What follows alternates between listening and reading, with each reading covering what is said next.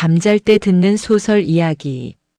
수면 오디오북 잠이 스르륵 마법의 시간. 소설 송천리 이면. 1장 송천리로 가는 길. 강서준은 핸들에 머리를 박은 채 욕을 삼켰다. 시계는 밤 9시를 넘었고 내비게이션은 한참 전부터 방향을 잃은 듯한 얼굴로 재탐색 중만 반복했다. 핸드폰은 신호가 사라진 지 오래였고 국도는 언제부턴가 포장도 안 된 자갈길로 변해 있었다. 오르막, 내리막, 산등성이를 따라가던 길이 이제는 오직 자동차의 운전석 불빛에만 의존해 겨우 앞으로 나아가고 있었다. 이딴 데서 사람이 어떻게 살아? 그는 무심코 말했다. 엔진이 끙끙거리며 차체를 끌어올리는 소리에 묻혀버렸지만 뒷좌석에 던져둔 갈색 종이 봉투 안에서 종이 한 장이 흘러나와 바닥에 내려앉았다. 송천리 마을 입구 차량 진입 불가, 도보 이동 요망. 서울에서 내려온 지 5시간이 넘었다. 대기업에서 정리해고 통보를 받은 후 그는 며칠 동안 방에서 나오지 않았다. 그러다 연락이 끊긴 지 10년은 넘은 큰아버지의 전화를 받았다. 할아버지 돌아가셨다. 네 이름으로 된 집 한 채 있다. 송천리라는 데다. 주소만 던져진 채 그곳이 어떤 곳인지 아무 설명도 없었다. 그는 그냥 나와버렸다. 더 이상 갈 곳도 붙잡을 사람도 없었다. 자동차가 갑자기 멈췄다. 뭐야? 시동은 꺼지지 않았지만 바퀴가 헛돌기 시작했다. 서준은 차에서 내렸다. 풀벌레 소리가 기괴하게 크고 또렷했다. 헤드라이트가 비추는 앞쪽은 흙길이었고 길은 끊긴 듯했다. 그러나 바로 앞에는 기묘하게 반들거리는 비석 같은 표지판 하나가 있었다. 송천리 마을 반갑습니다. 낮은 마음으로 들어오시지 않으면 길은 닫힙니다. 서준은 이상하다는 생각보다 짜증이 먼저 났다. 그는 가방을 메고 차 키를 뽑아 주머니에 넣은 채 표지판 옆 좁은 오솔길로 발을 옮겼다. 달빛이 이상하게 푸르렀다. 아니, 하늘 자체가 푸른 게 아니라 달이 5개였다. 처음에는 눈을 의심했다. 그러나 눈을 비비고 다시 봐도 하늘에 떠 있는 것은 분명 크기와 밝기가 조금씩 다른 5개의 달이었다. 뭐야, 이거 무슨 장식인가?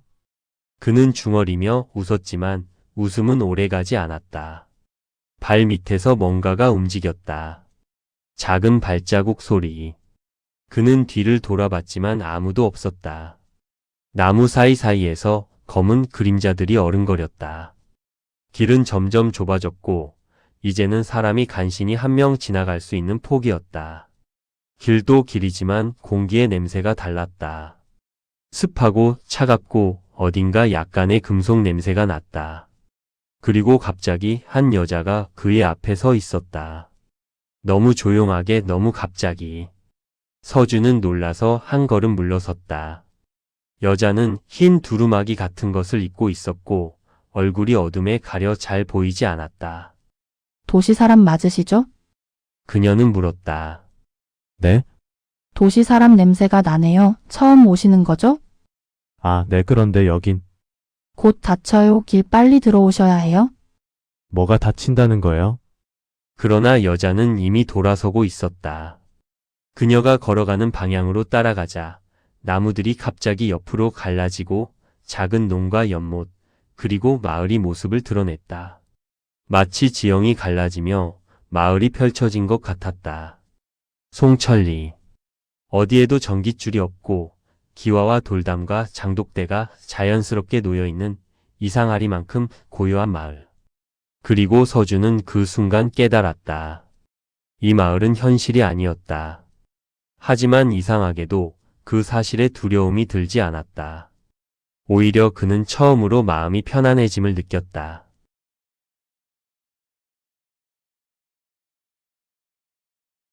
이 장 절대 묻지 마시오. 마을은 이상할 정도로 조용했다. 새소리도 개 짖는 소리도 없었고 그저 바람 소리만이 정해진 패턴처럼 논과 지붕 사이를 스쳐갔다. 서준은 자신도 모르게 발소리를 죽이고 걷기 시작했다. 골목마다 장독대가 놓여 있었고 모든 집은 정갈하게 손질된 기와와 흙담으로 이루어져 있었다. 마치 누군가 매일같이 쓸고 닦는 듯한 느낌이었다. 이상하게도 아무도 없는데도 마을엔 먼지 한 톨이 없었다. 여기입니다. 흰 두루마기를 입은 여자가 어느 집 앞에서 멈췄다. 작은 대문이 있었고 문패에는 강춘만이라는 이름이 새겨져 있었다. 강춘만 할아버지 이름인데요. 맞아요. 여기서 오래 사셨죠? 이 집은 이제 도시분께로 넘어왔습니다. 그녀는 짧게 웃고는 뒤도 안 돌아본 채 사라졌다. 말 그대로 사라졌다. 문을 열자 고요한 먼지 냄새와 함께 집 안의 공기가 뿜어져 나왔다. 낡은 나무 마루, 유리창 너머로 보이는 텃밭, 그리고 벽 한쪽에 세워진 작은 장로. 서준은 뭔가 꿈속을 걷는 기분으로 집 안을 둘러봤다. 이 집은 분명히 수십 년 전 시간에서 멈춰 있었고 이상하게도 살아있는 것 같았다. 다음날 아침 마을은 전혀 다른 모습이었다. 닭 우는 소리와 함께 사람들이 골목길을 오갔고 아이들이 연못가에서 놀고 있었으며 이웃집 할머니는 장독대 뚜껑을 열고 무언가를 휘젓고 있었다. 저기요. 서준이 말을 걸자 할머니는 그를 한참 쳐다보더니 도시서 왔제? 네, 어젯밤에. 그래, 강춘만 씨 손자 얘기 들었어. 거시기, 달 적응은 했나? 달이요? 그래, 5개 떠 있는 거 어지러울 텐데. 그거 진짜 맞는 거죠? 진짜가 아니면 무엇이단가 우리는 여기서만 사니께 거시기 네가 더 이상해 보이제. 그녀는 낄낄 웃고는 장독대를 다시 뚜껑으로 덮었다. 그 순간 마을 어귀에서 종소리가 울렸다. 맑고 낮은 한 번만 울리는 종소리. 그런데 그 소리를 듣는 순간 마을 사람들이 동시에 움직임을 멈췄다. 그리고는 모두가 동시에 한 방향을 바라봤다. 마을 북쪽 붉은 숲 쪽. 그쪽은 뭐죠? 서준이 묻자 할머니는 목소리를 낮췄다.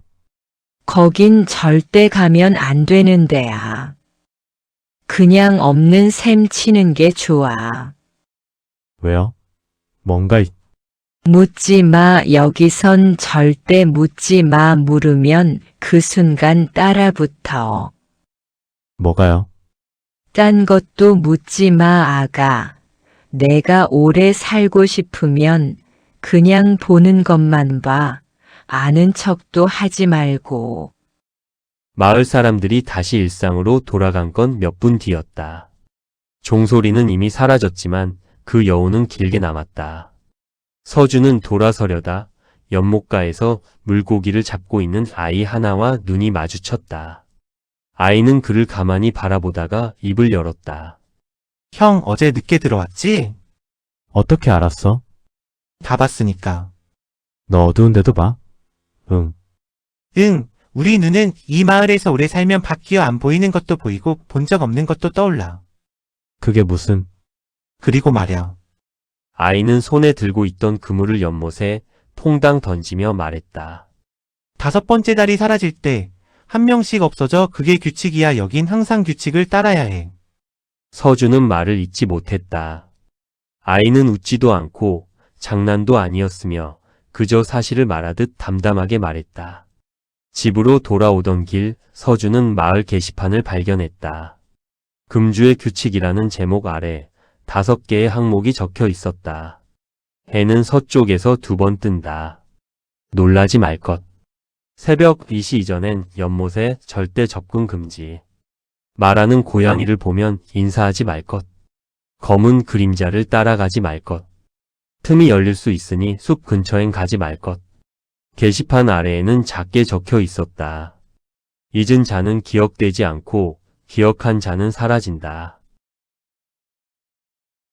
소설 송천리 이면 3장 연못 아래의 둔. 서준은 밤이 되면 무언가 달라진다는 말을 그저 시골 사람들의 미신쯤으로 여겼다. 하지만 이상했다. 해는 서쪽에서 한 번 더 떴고 하늘은 보랏빛과 청록색이 섞인 괴상한 색으로 물들었다. 해가 2번 졌는데도 시계는 아직 저녁 8시였다. 그리고 어딘가에서 고양이 울음소리가 들려왔다. 미야앙. 평범한 소리가 아니었다. 너무 사람 같았다. 마치 말을 하려는 혀가 목에 걸려 삐뚤어진 소리. 서준은 문을 잠그고 방문까지 닫은 채 조용히 앉아 있었다. 바깥은 고요했지만 고요한 만큼 공기가 팽팽하게 긴장되어 있었다. 문득 아까 봤던 게시판이 떠올랐다. 새벽 2시 이전엔 연못에 절대 접근 금지. 그런데 그때였다. 쿵쿵쿵쿵쿵쿵. 누군가 대문을 두드렸다. 아니, 두드리는 게 아니었다. 뭔가가, 마치 다리가 셋 이상 달린 무언가가 문을 팍 차는 듯한 소리.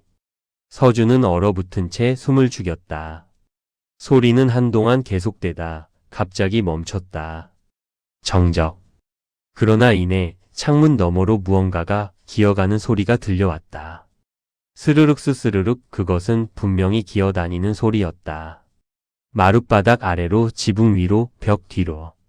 서준은 참고 있었던 숨을 내쉬며 조심스럽게 창문을 내다봤다. 그리고 그는 그 순간 다시는 이 마을을 얕보지 않겠다고 다짐했다. 연못가였다. 거기엔 사람처럼 생겼지만 분명히 사람이 아닌 것들이 웅크리고 앉아 있었다. 피부는 푸르고 반들거렸고 몸은 물고기처럼 매끈했고 눈은 없었다. 하지만 고개를 돌려 이쪽을 바라보고 있었다. 아니, 느끼고 있었다. 그것들이 더듬듯 손을 뻗어 뭔가를 집어들었다. 바로 그때 마을 종소리가 다시 울렸다. 이번엔 한 번이 아니라 3번. 마치 경고처럼. 그리고 그것들은 놀란 듯 연못 안으로 스르륵 미끄러지듯 사라졌다. 물결조차 남기지 않고. 서준은 땀이 등에 붙은 걸 느꼈다. 그 순간 방문 뒤에서 소리가 났다. 형차. 깜짝 놀라 돌아보니 아까 낮에 봤던 그 아이가 문 앞에 서 있었다. 야, 너 어떻게 들어왔어? 문 안 잠갔잖아. 난 다녀. 지금 밖에 뭐 있는 거 봤어? 봤지 다 봤지. 연못 아래에 사람 매년 이맘때 나오거든. 틈이 가까워지면 규칙이 살아 움직여. 그게 도대체 뭐야? 묻지 말라니까. 지금은 말하면 안 돼. 왜 안 돼? 형이 아직 이쪽 눈이 없으니까 보면 미쳐. 아이는 책상 위에 놓인 종이 하나를 주워들었다. 할아버지 유품 중 하나였다. 거기엔 이상한 문장이 쓰여 있었다. 틈은 기억을 먹고 자란다. 이거 할아버지가 남긴 거야? 응, 우리 마을 사람 중에 몇 명은 벌써 먹혔어. 그 순간 다시 한번 종소리가 울렸다. 하지만 이번엔 마을 어디선가 누군가 비명을 질렀다. 서준은 아이를 돌아봤지만 아이는 이미 없었다. 그대로 사라져버린 것처럼. 문을 열고 뛰쳐나간 그는 마을 북쪽을 바라봤다. 숲. 그 숲이 꿈틀거리고 있었다. 나무가 바람 없이 움직이고 있었다. 그리고 그 안에서 누군가의 두 눈이 그를 똑바로 보고 있었다. 소설 송천리 이면. 사장 사라진 사람과 기억의 구멍. 비명은 숲에서 시작되었지만 메아리는 마을 전체를 흔들었다. 마을 사람들은 놀란 기색도 없이 조용히 집 밖으로 나와 서서히 북쪽을 바라봤다. 누가 먼저랄 것도 없이 모두가 입을 다문 채 종소리처럼 울리는 바람 소리를 들었다. 서준은 사람들의 표정을 살폈다. 경악도 공포도 없었다. 그건 무감각에 가까운 반응이었다. 오히려 무언가를 기억하려 하지 않는 얼굴들이었다. 무슨 일이에요? 서준이 묻자 옆에 있던 노인은 조용히 말했다. 가버렸구먼. 누가요? 몰라, 가버렸으니깐 기억도 함께 사라졌지. 무슨 말씀이세요? 방금 누가 비명을 질렀잖아요. 누가 사라졌는지도 모른다고요? 이곳은 그래 그렇게 돌아가는 곳이야. 말이 안 되잖아요. 사람이 사라졌는데 아무도 이름도 기억 못해요? 기억하지 마. 왜요? 그게 규칙이야. 기억하면 따라와. 그 순간 마을 방송 스피커에서 뭔가가 울렸다. 마치 오래된 녹음기에서 나오는 듯한 잡음 섞인 소리였다. 본 마을은 오늘부로 일시적 기억 차단 구간에 진입합니다. 거주자는 밤 11시 이후 외출을 삼가주시고 연못가 접근 금지를 다시 한번 고지드립니다. 틈의 진동이 감지되었습니다. 통행은 조용히. 방송은 중간에 끊겼고 몇몇 노인들은 멈춰 선체에 입을 다물고 하늘을 바라봤다. 하늘에는 여전히 5개의 달이 떠 있었다. 그런데 하나가 아주 희미하게 흔들리고 있었다. 서준은 이해할 수 없었다.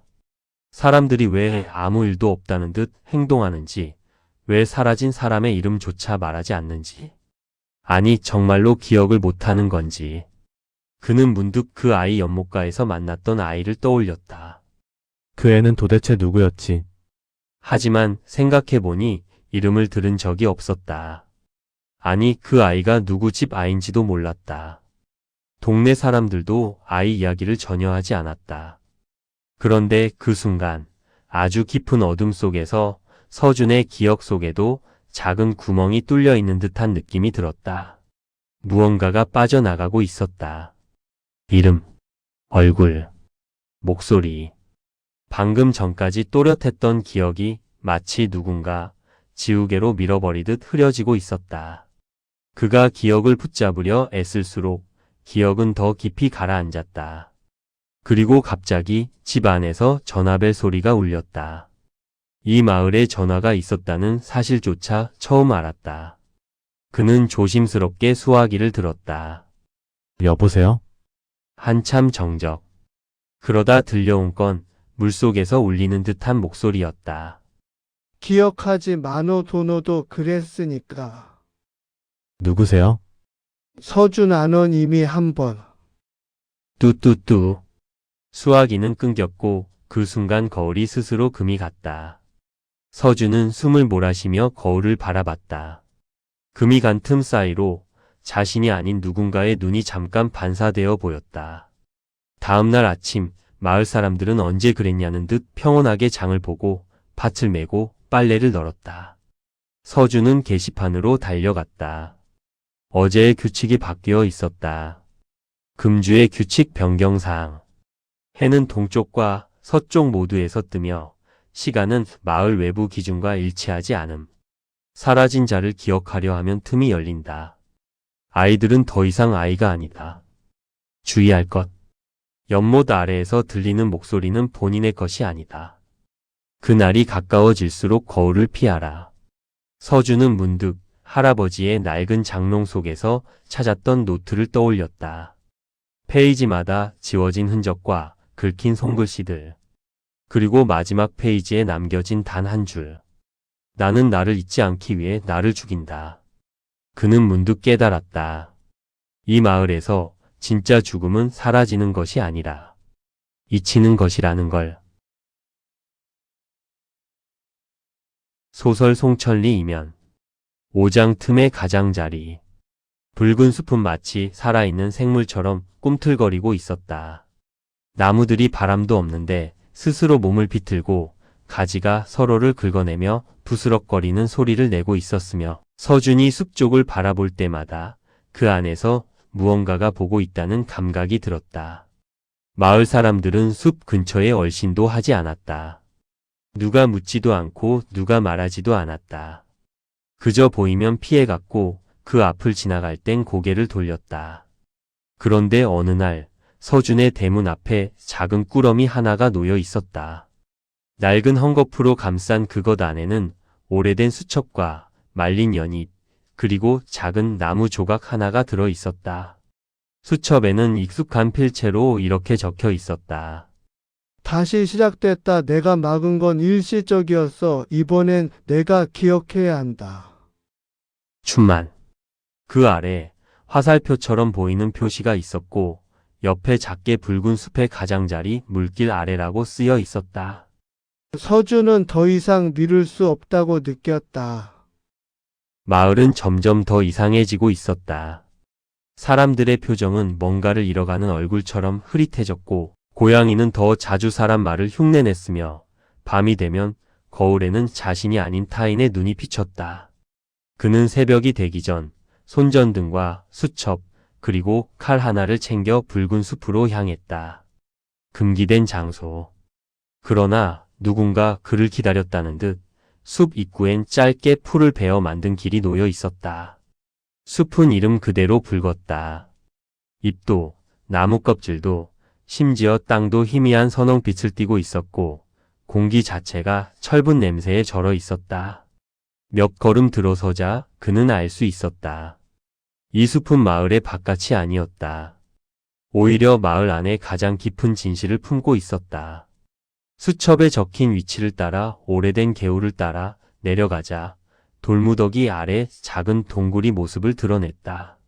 무릎을 꿇고 기어 들어간 끝에 그는 이상한 공간에 도달했다. 거긴 완전히 침묵에 잠긴 방 같았다. 소리도 없고 냄새도 없고 시간도 멈춘 듯한 곳. 그리고 그 한가운데 이름 없는 비석이 서 있었다.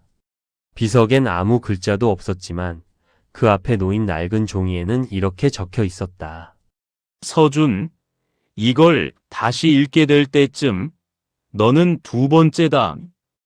그 순간 그의 머릿속에 장면 하나가 쏟아져 들어왔다. 언제인지 모를 시간, 비가 억수같이 쏟아지던 밤. 누군가의 시선으로 본 마을.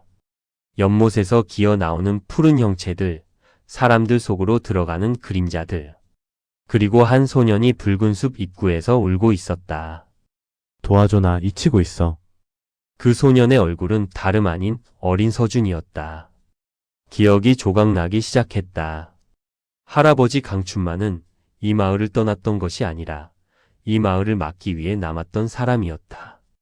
틈은 정해진 주기에 따라 열리고 그 안에서 나오는 기억을 먹는 존재들은 사람들의 정체성을 서서히 지워나갔다. 그리고 그것들을 막기 위해 누군가는 마을의 일부가 되어야 했다. 그건 자발적이어야 했고 잊혀져야 했으며 다시 기억해서는 안 되는 운명이었다. 그때 동굴 안에 비석이 갈라졌다. 금이 가면서 그 틈 사이로 물처럼 검은 안개가 뿜어져 나왔다. 검은 안개는 말소리를 흉내냈다. 서준.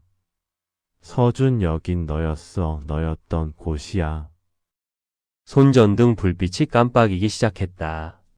주변의 공간이 흔들리고 벽이 사라지고 땅이 말려 올라가며 서준은 어디론가 끌려 들어가고 있었다. 그는 버둥거리며 마지막 남은 힘으로 수첩을 던졌다. 그리고 눈앞에서 본 것은 자신과 똑같은 얼굴을 가진 또 다른 서준이 서 있는 모습이었다. 하지만 그 눈은 텅 비어 있었다. 틈은 열렸다. 기억은 움직이기 시작했다. 소설 송천리 이면 6장 틈 안에 나. 모든 소리는 사라졌고 모든 색도 사라졌다. 오직 움직임만 존재했다.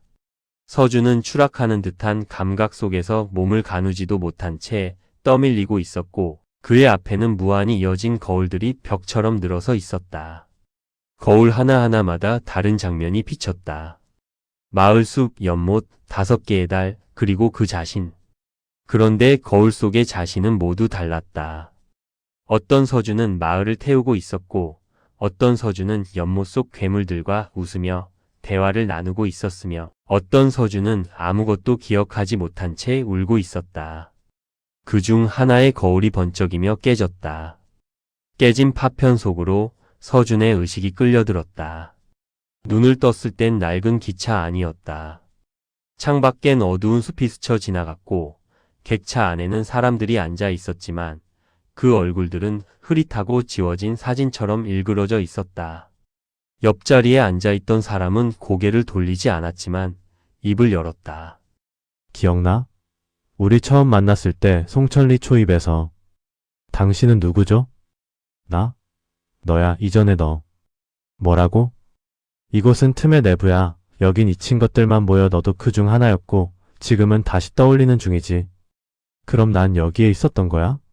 전에? 기억은 숨을 쉬어 숨이 막히면 죽는 게 아니라 사라지는 거지.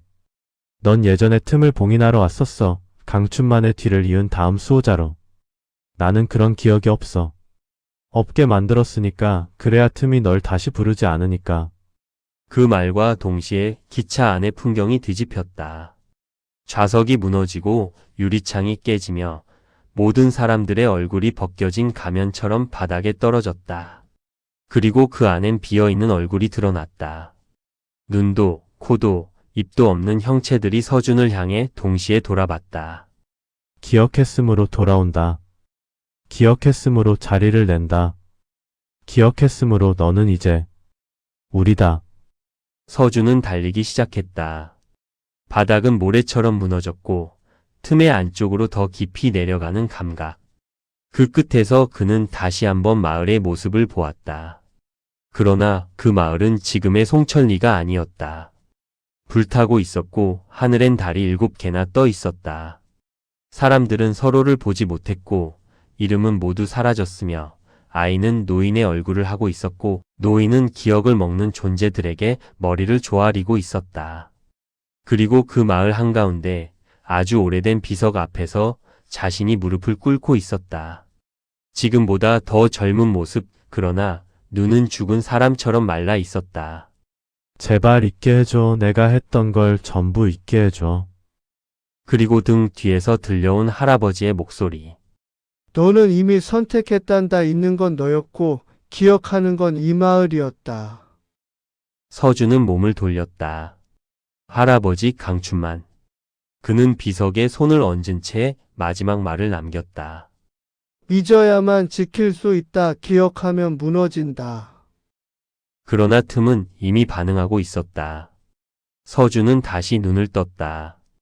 이번엔 자기 집 방이었다. 이불 위 불 꺼진 방, 새벽 2시. 그런데 방문이 조금 열려 있었다.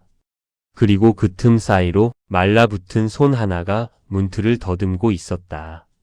서준은 조용히 일어나 방문을 닫으려 했지만 손은 그보다 먼저 안으로 들어왔다.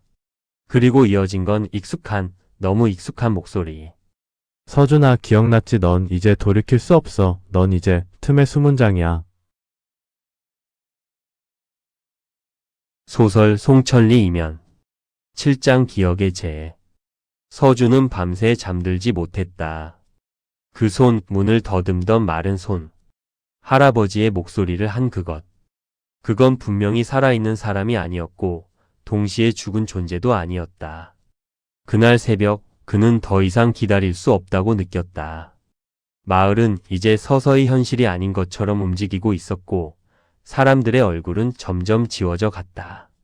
말은 여전히 들리지만 입술이 움직이지 않았고 아이들은 더 이상 자라지 않았으며 시간은 하루 안에서 무한히 반복되는 듯한 느낌이었다. 기억하면 무너진다. 하지만 그는 이제 그 말을 믿지 않았다. 기억하지 않기 때문에 마을이 무너지는 거였다. 할아버지가 남긴 단서들을 모아 다시 장롱을 열자 그 안에서 미처 발견하지 못한 작은 상자 하나가 떨어졌다. 상자 안에는 마른 잉크로 뒤덮인 작은 일지 한 권이 있었다. 첫 장에는 이렇게 쓰여 있었다. 춘만 기록 마지막 순번자. 기억을 봉인하는 것은 임시 방편이었다. 네 마을은 틈 위에 세워진 마을이다. 틈은 있었던 것들을 먹는다. 누구도 죽지 않지만 누구도 살아있지 않다. 반복되는 삶은 보호막이자 감옥이다. 이 구조를 바꾸기 위해서는 새로운 기억의 중심이 필요하다. 나는 서준에게 이 짐을 넘긴다. 왜냐하면 그는 이미 한 번 이 짐을 지려다 무너졌던 아이이기 때문이다. 그 아래에는 과거의 사진이 한 장 끼워져 있었다. 흑백 사진 속에서 10살쯤 되어 보이는 서준과 훨씬 젊은 강춘만이 함께 숲 가장자리에서 무언가를 묻고 있었다. 이건 내가 틈을 처음 본 날이야. 그리고 내가 잊은 날이기도 하지. 서준의 머릿속에 퍼즐 조각처럼 기억이 되돌아왔다. 그는 이전에도 틈을 막으려 했었고 실패했다. 그 결과로 마을 일부가 사라졌으며 그 책임을 대신 지기 위해 강춘만이 모든 기억을 지우고 자리를 맡았던 것이다. 그리고 그때 다시 마을 종소리가 울렸다.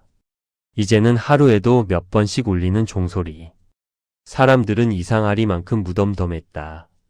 그러나 서준은 안다. 이 종소리는 틈의 맥박이다. 틈이 점점 빠르게 뛰고 있다. 그리고 그날 밤 마을에 또 하나의 변화가 찾아왔다. 연못이 말라 있었다. 물이 말라 바닥이 드러나 있었고 그 바닥에는 수많은 얼굴들이 진흙처럼 엉겨 있었다. 그 중엔 분명히 서준이 어릴 적 알았던 얼굴도 있었다. 자신의 어머니, 그리고 어린 서준. 나는 여기에 계속 있었어. 그 목소리는 연못 바닥에서 들려왔다. 고개를 돌리자 또 다른 서준이 진흙 속에서 눈을 떴다. 그는 마치 한 번도 사라진 적 없다는 듯 자연스럽게 말했다. 넌 돌아온 게 아니라 다시 꺼낸 거야, 나를. 서준은 진흙에 잠긴 자신을 마주하며 비로소 이해했다. 그는 이 마을을 떠난 적이 없었다. 떠났던 건 몸이었고 기억은 여기 남아 썩고 있었던 것이다. 그 순간 서쪽 하늘에 떠 있던 5번째 달이 꺼졌다. 그와 동시에 마을 전체가 울컥하며 한순간 흔들렸다. 집들의 그림자가 틀어졌고 사람들의 눈이 까맣게 변했고 이름 없는 존재들이 다시 골목을 어슬렁거리기 시작했다. 그리고 마을 중심 오래된 회관 옥상에 붉은 깃발이 올라갔다. 그건 할아버지가 마지막으로 경고한 징조였다. 틈이 열릴 준비를 마쳤다. 서준은 수첩을 움켜쥐고 붉은 숲을 향해 다시 걸었다. 자신의 2번째가 연못에 묻혀 있다면 3번째 자신은 틈 안에서 깨어나려 하고 있었다. 이 마을은 하나의 몸이고 그는 그 몸의 가장 깊은 눈이었다. 지금 그는 선택해야 한다. 기억을 지우고 다시 봉인할 것인가, 아니면 모든 것을 드러내고 마을을 무너뜨릴 것인가. 소설 송천리 이면 8장 틈의 심장. 서준은 붉은 숲의 입구에 섰다. 이번에는 이전과 달랐다. 나무들은 피를 머금은 듯 더욱 짙은 적색으로 물들어 있었고 뿌리들은 땅 위로 솟아올라 마치 손가락처럼 허공을 더듬고 있었다. 그는 수첩을 가방에 넣고 손에 불붙지 않는 성냥 하나를 쥔 채 천천히 숲 안으로 걸어 들어갔다. 나무 사이를 지나자 공기가 무거워졌다. 음파처럼 출렁이는 정적. 이곳은 시간이 멈춘 게 아니라 시간 자체가 살아 숨쉬고 있었다. 나뭇가지 사이로 과거의 장면들이 떠다녔다. 강춘만의 젊은 얼굴 아이였던 서준. 마을 사람들이 틈에서 나오는 무언가에 머리를 조아리는 모습. 잊고 지운 것들이 저마다 그림자처럼 따라 붙었다. 더 깊은 곳으로 들어가자 땅이 붉게 갈라졌고 그 틈 사이로 검은 물이 흐르고 있었다. 그 물에는 기억이 흘렀다. 이름들, 얼굴들, 비명, 웃음소리, 울음. 그리고 그 물 한가운데 커다란 심장처럼 꿈틀대는 무언가가 있었다. 틈의 핵. 그건 눈이었다. 하지만 눈알은 아니었다. 마치 기억 그 자체가 뭉쳐 형체를 만든 듯한 눈. 눈동자도 없고 흰자도 없는, 다만 보고 있다는 감각 그 자체였다. 서준은 그 앞에서 멈췄다. 거대한 눈이 움직이지 않았지만 그의 마음 안을 읽고 있었다. 넌 나였고 나는 너였지, 서준. 그건 말이 아니었다. 감각이었다. 넌 나를 열었고 나를 감췄고 나를 잊었지. 서준은 천천히 무릎을 꿇었다. 이 마을은 너를 감추기 위해 만든 감옥이었어. 그리고 넌 날 다시 꺼냈어. 틈은 서서히 갈라졌다. 검은 물이 서준의 발끝부터 스며들기 시작했다. 그 순간 강춘만의 목소리가 다시 들려왔다. 넌 2가지 중 하나를 택해야 한다. 하나, 나처럼 자신을 잊고 틈을 봉인한 채 마을을 유지하는 수문장이 될 것. 2, 틈을 무너뜨리고 마을과 기억과 너를 모두 사라지게 만들 것. 서준은 고개를 들었다. 검은 물 속에서 또 다른 자신들이 하나둘 떠오르고 있었다. 붉은 옷을 입은 서준, 눈이 없는 서준, 웃고 있는 서준, 피를 토하는 서준, 그리고 마지막으로 눈물을 흘리는 서준. 그 모두는 틈의 결과였다. 선택을 유예한 존재들. 너는 기억을 선택한 첫 번째 인간이다. 심장은 점점 더 크게 뛴다. 서준은 가방에서 수첩을 꺼냈다. 마지막 장, 텅 빈 페이지에 이렇게 적었다. 나는 틈이 아니다. 나는 나다. 그러자 심장 소리가 멈췄다. 검은 물이 일시에 몰아쳤고 서준은 그대로 그 안에 삼켜졌다. 모든 감각이 끊기고 모든 존재가 무너지는 가운데 서준은 마지막으로 자신의 이름을 입 안에서 굴렸다. 서준. 그건 단순한 이름이 아니라 기억의 구조, 존재의 뿌리, 그리고 틈을 부수는 유일한 도끼였다. 검은 물이 쪼개졌다. 붉은 숲이 사라졌다. 마을이 무너졌다. 그리고 하늘의 달이 하나씩 꺼져갔다. 5, 4, 3, 2, 1. 그리고 마지막 하나는 서준의 눈 속에서 사라졌다. 소설 송천리 이면 9장 존재의 그림자. 모든 게 끝났다고 생각했다. 눈을 떴을 때 서준은 낯선 방에 누워 있었다. 병원 같기도 했고 오래된 민박집 같기도 했다. 창밖에는 안개 낀 들판이 보였고 그 너머엔 형체를 알 수 없는 언덕과 나무가 어렴풋이 흔들리고 있었다. 침대 옆에는 작은 탁자 하나, 그리고 수첩 한 권이 놓여 있었다. 서준은 천천히 몸을 일으켜 수첩을 펼쳤다. 수첩 안엔 아무것도 쓰여 있지 않았다. 단 한 글자도. 그는 잠시 멍하니 수첩을 바라보다가 뭔가 이상하다는 걸 느꼈다. 자신의 이름이 기억나지 않았다. 사람들의 얼굴도 장소도 시간도. 모든 게 희미하게 익숙했지만 동시에 한 번도 본 적 없는 것처럼 낯설었다. 방 밖으로 나가자 노인이 하나 마당을 쓸고 있었다. 서준은 말을 걸었다. 여긴 어디죠? 노인은 얼굴을 들지 않은 채 조용히 말했다. 새로운 분이군요. 그쪽 방이 맞습니다. 저를 아시나요? 모르죠. 하지만 그 방은 항상 한 사람만 씁니다. 한 사람? 기억을 지우고 돌아온 사람.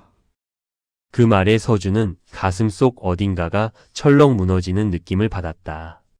기억은 사라졌는데 상실감만은 선명하게 남아 있었다. 그는 며칠 동안 그곳에서 지냈다. 누군지도 모르고 어딘지도 모르며. 하지만 매일 밤이면 이상한 꿈을 꿨다. 5개의 달, 연못, 거울, 그리고 자신을 부르는 목소리. 그 목소리는 항상 마지막에 이렇게 말했다. 넌 날 기억했어. 그리고 그래서 우린 남은 거야. 그러던 어느 날 그는 마을 한가운데 작은 폐건물 안에서 낡은 목각 인형 하나를 발견했다. 그 인형은 이상하게도 자신과 닮아 있었다. 인형의 등 뒤엔 이렇게 적혀 있었다. 서준 틈을 막은 자. 그는 무릎을 꿇었다. 무언가 뜨겁고 슬픈 감정이 목구멍까지 차올랐지만 눈물은 나지 않았다. 대신 기억이 아닌 감각이 스쳤다. 자신이 있기를 택했지만 무언가를 지키기 위해 남겨둔 작은 조각들. 누군가는 기억하고 누군가는 잊고 그 경계 위에 단 하나의 이름이 남아 있었다. 서준. 그건 더 이상 사람의 이름이 아니라 틈을 넘은 이의 흔적이었다. 밤이 되자 하늘에는 단 하나의 달이 떠 있었다. 옅은 푸른빛. 그 달빛 아래 서준은 처음으로 자신이 사라지지 않았다는 것을 느꼈다. 잊혀졌지만 존재했고 기억나지 않지만 여운은 남아 있었다. 그것이면 됐다. 그것이면 마을은 다시 아무 일 없던 듯 살아갈 수 있다.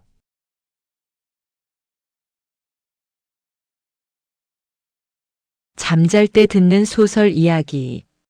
수면 오디오북 잠이 스르륵 마법의 시간. 소설 송천리 이면. 1장 송천리로 가는 길. 강서준은 핸들에 머리를 박은 채 욕을 삼켰다. 시계는 밤 9시를 넘었고 내비게이션은 한참 전부터 방향을 잃은 듯한 얼굴로 재탐색 중만 반복했다. 핸드폰은 신호가 사라진 지 오래였고 국도는 언제부턴가 포장도 안 된 자갈길로 변해 있었다. 오르막, 내리막, 산등성이를 따라가던 길이 이제는 오직 자동차의 운전석 불빛에만 의존해 겨우 앞으로 나아가고 있었다. 이딴 데서 사람이 어떻게 살아? 그는 무심코 말했다. 엔진이 끙끙거리며 차체를 끌어올리는 소리에 묻혀버렸지만 뒷좌석에 던져둔 갈색 종이 봉투 안에서 종이 한 장이 흘러나와 바닥에 내려앉았다. 송천리 마을 입구 차량 진입 불가, 도보 이동 요망. 서울에서 내려온 지 5시간이 넘었다. 대기업에서 정리해고 통보를 받은 후 그는 며칠 동안 방에서 나오지 않았다. 그러다 연락이 끊긴 지 10년은 넘은 큰아버지의 전화를 받았다.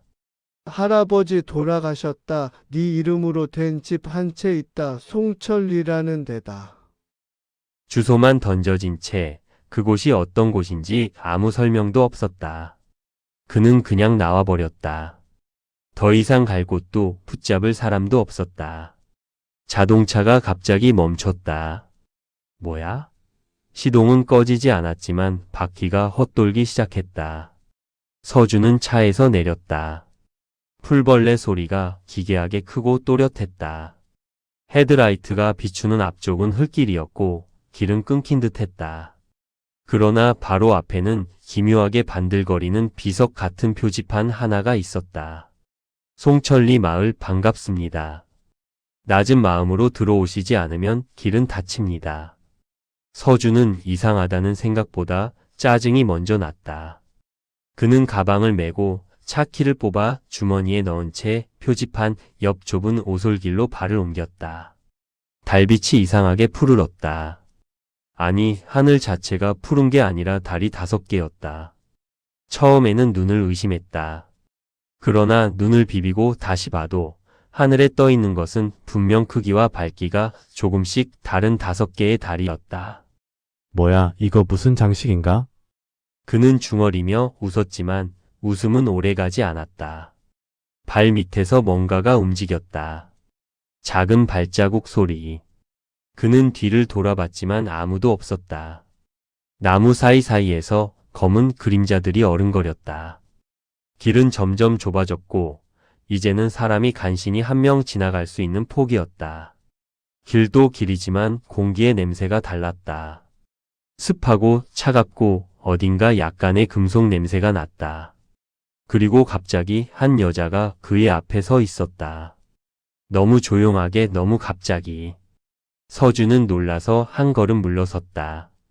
여자는 흰 두루마기 같은 것을 입고 있었고 얼굴이 어둠에 가려 잘 보이지 않았다. 도시 사람 맞으시죠? 그녀는 물었다. 네?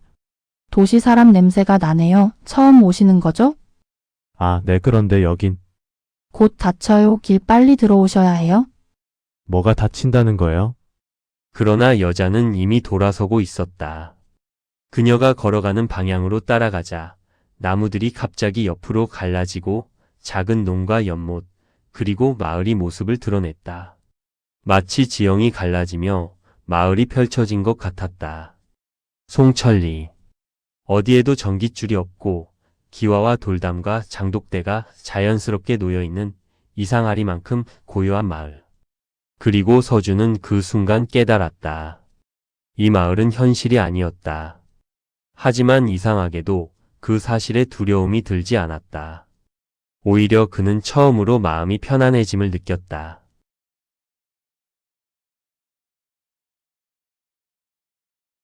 이 장 절대 묻지 마시오. 마을은 이상할 정도로 조용했다. 새소리도 개 짖는 소리도 없었고 그저 바람 소리만이 정해진 패턴처럼 논과 지붕 사이를 스쳐갔다. 서준은 자신도 모르게 발소리를 죽이고 걷기 시작했다. 골목마다 장독대가 놓여 있었고 모든 집은 정갈하게 손질된 기와와 흙담으로 이루어져 있었다. 마치 누군가 매일같이 쓸고 닦는 듯한 느낌이었다. 이상하게도 아무도 없는데도 마을엔 먼지 한 톨이 없었다. 여기입니다. 흰 두루마기를 입은 여자가 어느 집 앞에서 멈췄다. 작은 대문이 있었고 문패에는 강춘만이라는 이름이 새겨져 있었다. 강춘만 할아버지 이름인데요. 맞아요. 여기서 오래 사셨죠? 이 집은 이제 도시분께로 넘어왔습니다. 그녀는 짧게 웃고는 뒤도 안 돌아본 채 사라졌다. 말 그대로 사라졌다. 문을 열자 고요한 먼지 냄새와 함께 집 안의 공기가 뿜어져 나왔다. 낡은 나무 마루, 유리창 너머로 보이는 텃밭, 그리고 벽 한쪽에 세워진 작은 장로. 서준은 뭔가 꿈속을 걷는 기분으로 집 안을 둘러봤다. 이 집은 분명히 수십 년 전 시간에서 멈춰 있었고 이상하게도 살아있는 것 같았다. 다음날 아침 마을은 전혀 다른 모습이었다. 닭 우는 소리와 함께 사람들이 골목길을 오갔고 아이들이 연못가에서 놀고 있었으며 이웃집 할머니는 장독대 뚜껑을 열고 무언가를 휘젓고 있었다. 저기요. 서준이 말을 걸자 할머니는 그를 한참 쳐다보더니 도시서 왔제? 네, 어젯밤에 그래, 강춘만 씨 손자 얘기 들었어. 거시기, 달 적응은 했나? 달이요? 그래, 5개 떠 있는 거 어지러울 텐데. 그거 진짜 맞는 거죠? 진짜가 아니면 무엇이단가 우리는 여기서만 사니께 거시기 네가 더 이상해 보이제. 그녀는 낄낄 웃고는 장독대를 다시 뚜껑으로 덮었다. 그 순간 마을 어귀에서 종소리가 울렸다. 맑고 낮은 한 번만 울리는 종소리. 그런데 그 소리를 듣는 순간 마을 사람들이 동시에 움직임을 멈췄다. 그리고는 모두가 동시에 한 방향을 바라봤다. 마을 북쪽 붉은 숲 쪽. 그쪽은 뭐죠? 서준이 묻자 할머니는 목소리를 낮췄다. 거긴 절대 가면 안 되는 데야. 그냥 없는 셈 치는 게 좋아. 왜요? 뭔가 묻지 마. 여기선 절대 묻지 마. 물으면 그 순간 따라붙어. 뭐가요? 딴 것도 묻지 마, 아가. 내가 오래 살고 싶으면 그냥 보는 것만 봐. 아는 척도 하지 말고. 마을 사람들이 다시 일상으로 돌아간 건 몇 분 뒤였다. 종소리는 이미 사라졌지만 그 여운은 길게 남았다. 서준은 돌아서려다 연못가에서 물고기를 잡고 있는 아이 하나와 눈이 마주쳤다. 아이는 그를 가만히 바라보다가 입을 열었다. 형 어제 늦게 들어왔지? 어떻게 알았어? 다 봤으니까. 너 어두운데도 봐? 응. 응, 우리 눈은 이 마을에서 오래 살면 바뀌어 안 보이는 것도 보이고 본 적 없는 것도 떠올라. 그게 무슨... 그리고 말야. 아이는 손에 들고 있던 그물을 연못에 퐁당 던지며 말했다. 5번째 달이 사라질 때 한 명씩 없어져. 그게 규칙이야. 여긴 항상 규칙을 따라야 해. 서준은 말을 잇지 못했다. 아이는 웃지도 않고 장난도 아니었으며 그저 사실을 말하듯 담담하게 말했다. 집으로 돌아오던 길 서준은 마을 게시판을 발견했다. 금주의 규칙이라는 제목 아래 5개의 항목이 적혀 있었다. 해는 서쪽에서 2번 뜬다. 놀라지 말 것. 새벽 2시 이전엔 연못에 절대 접근 금지. 말하는 고양이를 보면 인사하지 말 것. 검은 그림자를 따라가지 말 것. 틈이 열릴 수 있으니 숲 근처엔 가지 말 것. 게시판 아래에는 작게 적혀 있었다. 잊은 자는 기억되지 않고 기억한 자는 사라진다. 소설 송천리 이면 3장 연못 아래의 둔. 서준은 밤이 되면 무언가 달라진다는 말을 그저 시골 사람들의 미신쯤으로 여겼다. 하지만 이상했다. 해는 서쪽에서 한 번 더 떴고 하늘은 보랏빛과 청록색이 섞인 괴상한 색으로 물들었다. 해가 2번 졌는데도 시계는 아직 저녁 8시였다. 그리고 어딘가에서 고양이 울음소리가 들려왔다. 미야앙. 평범한 소리가 아니었다. 너무 사람 같았다. 마치 말을 하려는 혀가 목에 걸려 삐뚤어진 소리. 서준은 문을 잠그고 방문까지 닫은 채 조용히 앉아 있었다. 바깥은 고요했지만 고요한 만큼 공기가 팽팽하게 긴장되어 있었다. 문득 아까 봤던 게시판이 떠올랐다. 새벽 2시 이전엔 연못에 절대 접근 금지. 그런데 그때였다. 쿵쿵쿵쿵쿵쿵. 누군가 대문을 두드렸다. 아니, 두드리는 게 아니었다. 뭔가가, 마치 다리가 셋 이상 달린 무언가가 문을 팍 차는 듯한 소리. 서준은 얼어붙은 채 숨을 죽였다. 소리는 한동안 계속되다 갑자기 멈췄다. 정적. 그러나 이내 창문 너머로 무언가가 기어가는 소리가 들려왔다. 스르륵 스스르륵. 그것은 분명히 기어다니는 소리였다. 마룻바닥 아래로, 지붕 위로, 벽 뒤로. 서준은 참고 있었던 숨을 내쉬며 조심스럽게 창문을 내다봤다. 그리고 그는 그 순간 다시는 이 마을을 얕보지 않겠다고 다짐했다. 연못가였다. 거기엔 사람처럼 생겼지만 분명히 사람이 아닌 것들이 웅크리고 앉아 있었다. 피부는 푸르고 반들거렸고 몸은 물고기처럼 매끈했고 눈은 없었다. 하지만 고개를 돌려 이쪽을 바라보고 있었다. 아니, 느끼고 있었다. 그것들이 더듬듯 손을 뻗어 뭔가를 집어들었다. 바로 그때 마을 종소리가 다시 울렸다. 이번엔 한 번이 아니라 3번. 마치 경고처럼. 그리고 그것들은 놀란 듯 연못 안으로 스르륵 미끄러지듯 사라졌다. 물결조차 남기지 않고. 서준은 땀이 등에 붙은 걸 느꼈다. 그 순간 방문 뒤에서 소리가 났다. 형차. 깜짝 놀라 돌아보니 아까 낮에 봤던 그 아이가 문 앞에 서 있었다. 야, 너 어떻게 들어왔어? 문 안 잠갔잖아. 난 다녀. 지금 밖에 뭐 있는 거 봤어?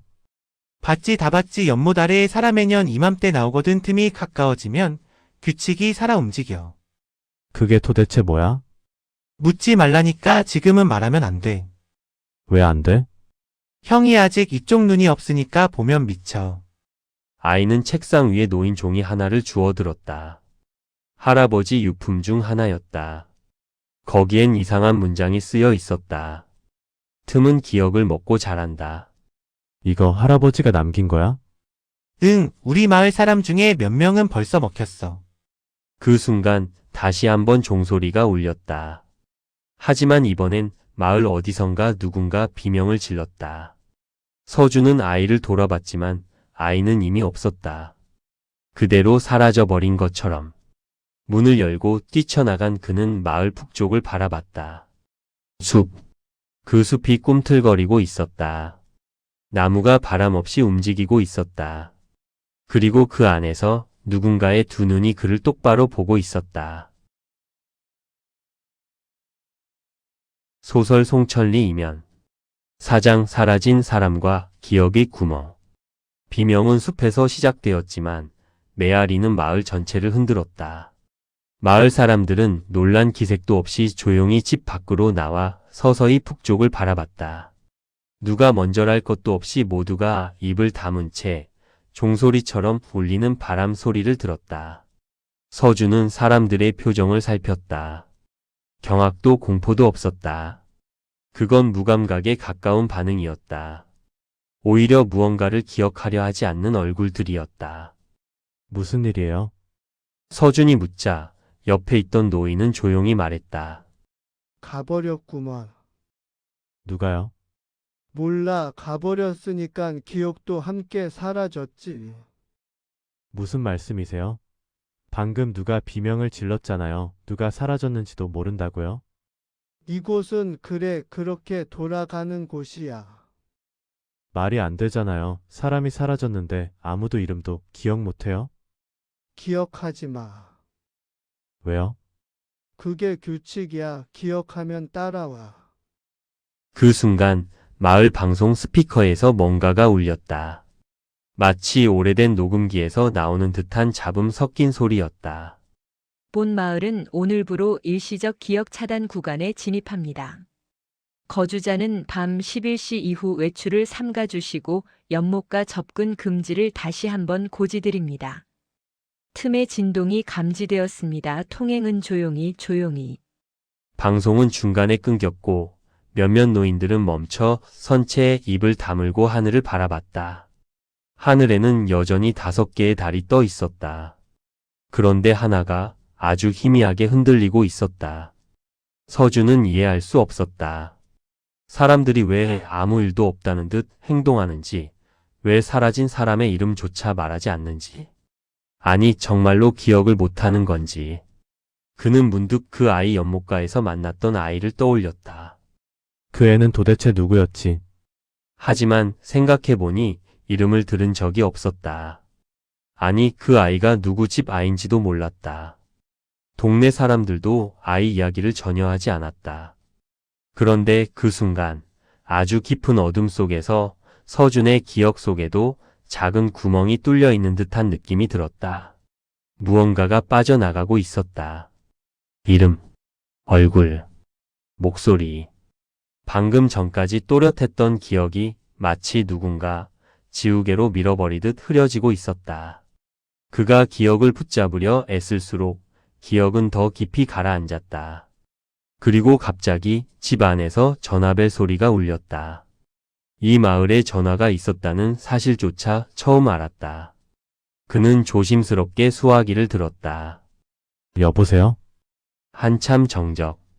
그러다 들려온 건 물속에서 울리는 듯한 목소리였다. 기억하지 마노 도노도 그랬으니까. 누구세요? 서준 아넌 이미 한번. 뚜뚜뚜. 수화기는 끊겼고 그 순간 거울이 스스로 금이 갔다. 서준은 숨을 몰아쉬며 거울을 바라봤다. 금이 간 틈 사이로 자신이 아닌 누군가의 눈이 잠깐 반사되어 보였다. 다음날 아침 마을 사람들은 언제 그랬냐는 듯 평온하게 장을 보고 밭을 메고 빨래를 널었다. 서준은 게시판으로 달려갔다. 어제의 규칙이 바뀌어 있었다. 금주의 규칙 변경사항. 해는 동쪽과 서쪽 모두에서 뜨며 시간은 마을 외부 기준과 일치하지 않음. 사라진 자를 기억하려 하면 틈이 열린다. 아이들은 더 이상 아이가 아니다. 주의할 것.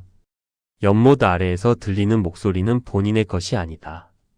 그날이 가까워질수록 거울을 피하라.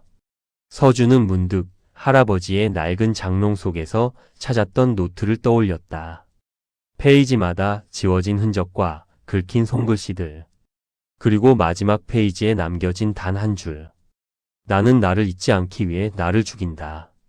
그는 문득 깨달았다. 이 마을에서 진짜 죽음은 사라지는 것이 아니라 잊히는 것이라는 걸. 소설 송천리 이면 5장 틈의 가장자리. 붉은 숲은 마치 살아있는 생물처럼 꿈틀거리고 있었다. 나무들이 바람도 없는데 스스로 몸을 비틀고 가지가 서로를 긁어내며 부스럭거리는 소리를 내고 있었으며 서준이 숲 쪽을 바라볼 때마다 그 안에서 무언가가 보고 있다는 감각이 들었다. 마을 사람들은 숲 근처에 얼씬도 하지 않았다. 누가 묻지도 않고 누가 말하지도 않았다. 그저 보이면 피해갔고 그 앞을 지나갈 땐 고개를 돌렸다. 그런데 어느 날 서준의 대문 앞에 작은 꾸러미 하나가 놓여 있었다. 낡은 헝겊으로 감싼 그것 안에는 오래된 수첩과 말린 연잎, 그리고 작은 나무 조각 하나가 들어 있었다. 수첩에는 익숙한 필체로 이렇게 적혀 있었다. 다시 시작됐다. 내가 막은 건 일시적이었어. 이번엔 내가 기억해야 한다. 춘만. 그 아래 화살표처럼 보이는 표시가 있었고 옆에 작게 붉은 숲의 가장자리 물길 아래라고 쓰여 있었다. 서준은 더 이상 미룰 수 없다고 느꼈다. 마을은 점점 더 이상해지고 있었다. 사람들의 표정은 뭔가를 잃어가는 얼굴처럼 흐릿해졌고 고양이는 더 자주 사람 말을 흉내냈으며 밤이 되면 거울에는 자신이 아닌 타인의 눈이 비쳤다. 그는 새벽이 되기 전 손전등과 수첩 그리고 칼 하나를 챙겨 붉은 숲으로 향했다. 금기된 장소. 그러나 누군가 그를 기다렸다는 듯 숲 입구엔 짧게 풀을 베어 만든 길이 놓여 있었다. 숲은 이름 그대로 붉었다. 잎도 나무 껍질도 심지어 땅도 희미한 선홍빛을 띠고 있었고 공기 자체가 철분 냄새에 절어 있었다. 몇 걸음 들어서자 그는 알 수 있었다. 이 숲은 마을의 바깥이 아니었다. 오히려 마을 안에 가장 깊은 진실을 품고 있었다. 수첩에 적힌 위치를 따라 오래된 개울을 따라 내려가자 돌무더기 아래 작은 동굴이 모습을 드러냈다. 무릎을 꿇고 기어 들어간 끝에 그는 이상한 공간에 도달했다. 거긴 완전히 침묵에 잠긴 방 같았다. 소리도 없고 냄새도 없고 시간도 멈춘 듯한 곳. 그리고 그 한가운데 이름 없는 비석이 서 있었다. 비석엔 아무 글자도 없었지만 그 앞에 놓인 낡은 종이에는 이렇게 적혀 있었다. 서준, 이걸 다시 읽게 될 때쯤 너는 두 번째다. 그 순간 그의 머릿속에 장면 하나가 쏟아져 들어왔다. 언제인지 모를 시간, 비가 억수같이 쏟아지던 밤. 누군가의 시선으로 본 마을. 연못에서 기어 나오는 푸른 형체들, 사람들 속으로 들어가는 그림자들. 그리고 한 소년이 붉은 숲 입구에서 울고 있었다. 도와줘, 나 잊히고 있어. 그 소년의 얼굴은 다름 아닌 어린 서준이었다. 기억이 조각나기 시작했다. 할아버지 강춘만은 이 마을을 떠났던 것이 아니라 이 마을을 막기 위해 남았던 사람이었다. 틈은 정해진 주기에 따라 열리고 그 안에서 나오는 기억을 먹는 존재들은 사람들의 정체성을 서서히 지워나갔다. 그리고 그것들을 막기 위해 누군가는 마을의 일부가 되어야 했다. 그건 자발적이어야 했고 잊혀져야 했으며 다시 기억해서는 안 되는 운명이었다. 그때 동굴 안의 비석이 갈라졌다. 금이 가면서 그 틈 사이로 물처럼 검은 안개가 뿜어져 나왔다. 검은 안개는 말소리를 흉내냈다. 서준. 서준, 여긴 너였어. 너였던 곳이야. 손전등 불빛이 깜빡이기 시작했다. 주변의 공간이 흔들리고 벽이 사라지고 땅이 말려 올라가며 서준은 어디론가 끌려 들어가고 있었다. 그는 버둥거리며 마지막 남은 힘으로 수첩을 던졌다. 그리고 눈앞에서 본 것은 자신과 똑같은 얼굴을 가진 또 다른 서준이 서 있는 모습이었다. 하지만 그 눈은 텅 비어 있었다. 틈은 열렸다. 기억은 움직이기 시작했다. 소설 송천리 이면 6장 틈 안에 나. 모든 소리는 사라졌고 모든 색도 사라졌다. 오직 움직임만 존재했다. 서준은 추락하는 듯한 감각 속에서 몸을 가누지도 못한 채 떠밀리고 있었고 그의 앞에는 무한히 이어진 거울들이 벽처럼 늘어서 있었다. 거울 하나하나마다 다른 장면이 비쳤다. 마을 숲, 연못, 5개의 달, 그리고 그 자신. 그런데 거울 속의 자신은 모두 달랐다. 어떤 서준은 마을을 태우고 있었고 어떤 서준은 연못 속 괴물들과 웃으며 대화를 나누고 있었으며 어떤 서준은 아무것도 기억하지 못한 채 울고 있었다. 그중 하나의 거울이 번쩍이며 깨졌다. 깨진 파편 속으로 서준의 의식이 끌려들었다. 눈을 떴을 땐 낡은 기차 안이었다. 창밖엔 어두운 숲이 스쳐 지나갔고 객차 안에는 사람들이 앉아 있었지만 그 얼굴들은 흐릿하고 지워진 사진처럼 일그러져 있었다. 옆자리에 앉아있던 사람은 고개를 돌리지 않았지만 입을 열었다. 기억나? 우리 처음 만났을 때 송천리 초입에서. 당신은 누구죠? 나? 너야, 이전에 너. 뭐라고? 이곳은 틈의 내부야. 여긴 잊힌 것들만 모여 너도 그 중 하나였고 지금은 다시 떠올리는 중이지. 그럼 난 여기에 있었던 거야? 전에? 기억은 숨을 쉬어 숨이 막히면 죽는 게 아니라 사라지는 거지. 넌 예전에 틈을 봉인하러 왔었어. 강춘만의 뒤를 이은 다음 수호자로. 나는 그런 기억이 없어. 없게 만들었으니까 그래야 틈이 널 다시 부르지 않으니까. 그 말과 동시에 기차 안의 풍경이 뒤집혔다. 좌석이 무너지고 유리창이 깨지며 모든 사람들의 얼굴이 벗겨진 가면처럼 바닥에 떨어졌다. 그리고 그 안엔 비어있는 얼굴이 드러났다. 눈도, 코도, 입도 없는 형체들이 서준을 향해 동시에 돌아봤다. 기억했으므로 돌아온다. 기억했으므로 자리를 낸다. 기억했으므로 너는 이제 우리다. 서준은 달리기 시작했다. 바닥은 모래처럼 무너졌고 틈의 안쪽으로 더 깊이 내려가는 감각. 그 끝에서 그는 다시 한번 마을의 모습을 보았다. 그러나 그 마을은 지금의 송천리가 아니었다. 불타고 있었고 하늘엔 달이 7개나 떠 있었다. 사람들은 서로를 보지 못했고 이름은 모두 사라졌으며 아이는 노인의 얼굴을 하고 있었고 노인은 기억을 먹는 존재들에게 머리를 조아리고 있었다. 그리고 그 마을 한가운데 아주 오래된 비석 앞에서 자신이 무릎을 꿇고 있었다. 지금보다 더 젊은 모습, 그러나 눈은 죽은 사람처럼 말라 있었다.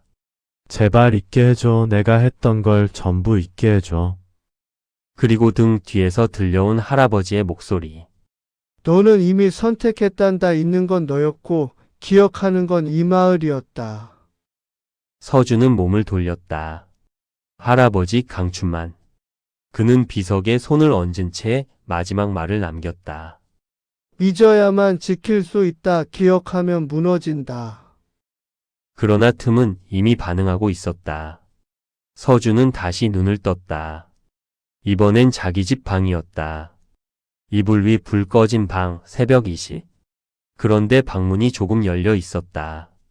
그리고 그 틈 사이로 말라붙은 손 하나가 문틀을 더듬고 있었다.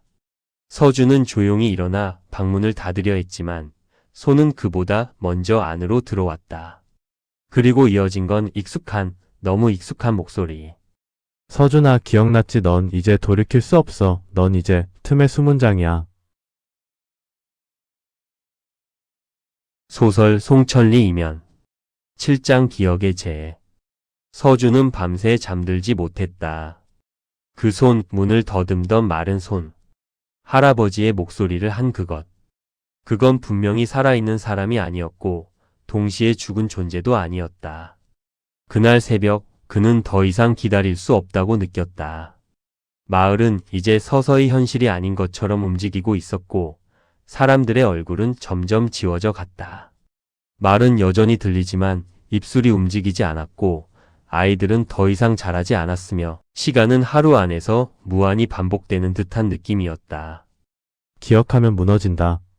하지만 그는 이제 그 말을 믿지 않았다. 기억하지 않기 때문에 마을이 무너지는 거였다. 할아버지가 남긴 단서들을 모아 다시 장롱을 열자 그 안에서 미처 발견하지 못한 작은 상자 하나가 떨어졌다. 상자 안에는 마른 잉크로 뒤덮인 작은 일지 한 권이 있었다. 첫 장에는 이렇게 쓰여 있었다. 춘만 기록 마지막 순번자. 기억을 봉인하는 것은 임시 방편이었다. 네 마을은 틈 위에 세워진 마을이다. 틈은 있었던 것들을 먹는다. 누구도 죽지 않지만 누구도 살아있지 않다. 반복되는 삶은 보호막이자 감옥이다. 이 구조를 바꾸기 위해서는 새로운 기억의 중심이 필요하다. 나는 서준에게 이 짐을 넘긴다. 왜냐하면 그는 이미 한 번 이 짐을 지려다 무너졌던 아이이기 때문이다. 그 아래에는 과거의 사진이 한 장 끼워져 있었다. 흑백 사진 속에서 10살쯤 되어 보이는 서준과 훨씬 젊은 강춘만이 함께 숲 가장자리에서 무언가를 묻고 있었다. 이건 내가 틈을 처음 본 날이야. 그리고 내가 잊은 날이기도 하지. 서준의 머릿속에 퍼즐 조각처럼 기억이 되돌아왔다. 그는 이전에도 틈을 막으려 했었고 실패했다. 그 결과로 마을 일부가 사라졌으며 그 책임을 대신 지기 위해 강춘만이 모든 기억을 지우고 자리를 맡았던 것이다. 그리고 그때 다시 마을 종소리가 울렸다. 이제는 하루에도 몇 번씩 울리는 종소리. 사람들은 이상하리만큼 무덤덤했다. 그러나 서준은 안다. 이 종소리는 틈의 맥박이다. 틈이 점점 빠르게 뛰고 있다. 그리고 그날 밤 마을에 또 하나의 변화가 찾아왔다. 연못이 말라 있었다. 물이 말라 바닥이 드러나 있었고 그 바닥에는 수많은 얼굴들이 진흙처럼 엉겨 있었다. 그 중엔 분명히 서준이 어릴 적 알았던 얼굴도 있었다. 자신의 어머니, 그리고 어린 서준. 나는 여기에 계속 있었어. 그 목소리는 연못 바닥에서 들려왔다. 고개를 돌리자 또 다른 서준이 진흙 속에서 눈을 떴다. 그는 마치 한 번도 사라진 적 없다는 듯 자연스럽게 말했다. 넌 돌아온 게 아니라 다시 꺼낸 거야, 나를.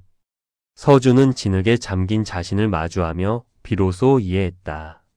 그는 이 마을을 떠난 적이 없었다. 떠났던 건 몸이었고 기억은 여기 남아 썩고 있었던 것이다. 그 순간 서쪽 하늘에 떠 있던 5번째 달이 꺼졌다. 그와 동시에 마을 전체가 울컥하며 한순간 흔들렸다. 집들의 그림자가 틀어졌고 사람들의 눈이 까맣게 변했고 이름 없는 존재들이 다시 골목을 어슬렁거리기 시작했다. 그리고 마을 중심 오래된 회관 옥상에 붉은 깃발이 올라갔다. 그건 할아버지가 마지막으로 경고한 징조였다. 틈이 열릴 준비를 마쳤다. 서준은 수첩을 움켜쥐고 붉은 숲을 향해 다시 걸었다. 자신의 2번째가 연못에 묻혀 있다면 3번째 자신은 틈 안에서 깨어나려 하고 있었다. 이 마을은 하나의 몸이고 그는 그 몸의 가장 깊은 눈이었다. 지금 그는 선택해야 한다. 기억을 지우고 다시 봉인할 것인가, 아니면 모든 것을 드러내고 마을을 무너뜨릴 것인가. 소설 송천리 이면 8장 틈의 심장. 서준은 붉은 숲의 입구에 섰다. 이번에는 이전과 달랐다. 나무들은 피를 머금은 듯 더욱 짙은 적색으로 물들어 있었고 뿌리들은 땅 위로 솟아올라 마치 손가락처럼 허공을 더듬고 있었다. 그는 수첩을 가방에 넣고 손에 불붙지 않는 성냥 하나를 쥔 채 천천히 숲 안으로 걸어 들어갔다. 나무 사이를 지나자 공기가 무거워졌다. 음파처럼 출렁이는 정적. 이곳은 시간이 멈춘 게 아니라 시간 자체가 살아 숨쉬고 있었다. 나뭇가지 사이로 과거의 장면들이 떠다녔다. 강춘만의 젊은 얼굴 아이였던 서준. 마을 사람들이 틈에서 나오는 무언가에 머리를 조아리는 모습. 잊고 지운 것들이 저마다 그림자처럼 따라 붙었다. 더 깊은 곳으로 들어가자 땅이 붉게 갈라졌고 그 틈 사이로 검은 물이 흐르고 있었다. 그 물에는 기억이 흘렀다. 이름들, 얼굴들, 비명, 웃음소리, 울음. 그리고 그 물 한가운데 커다란 심장처럼 꿈틀대는 무언가가 있었다. 틈의 핵. 그건 눈이었다. 하지만 눈알은 아니었다. 마치 기억 그 자체가 뭉쳐 형체를 만든 듯한 눈. 눈동자도 없고 흰자도 없는, 다만 보고 있다는 감각 그 자체였다.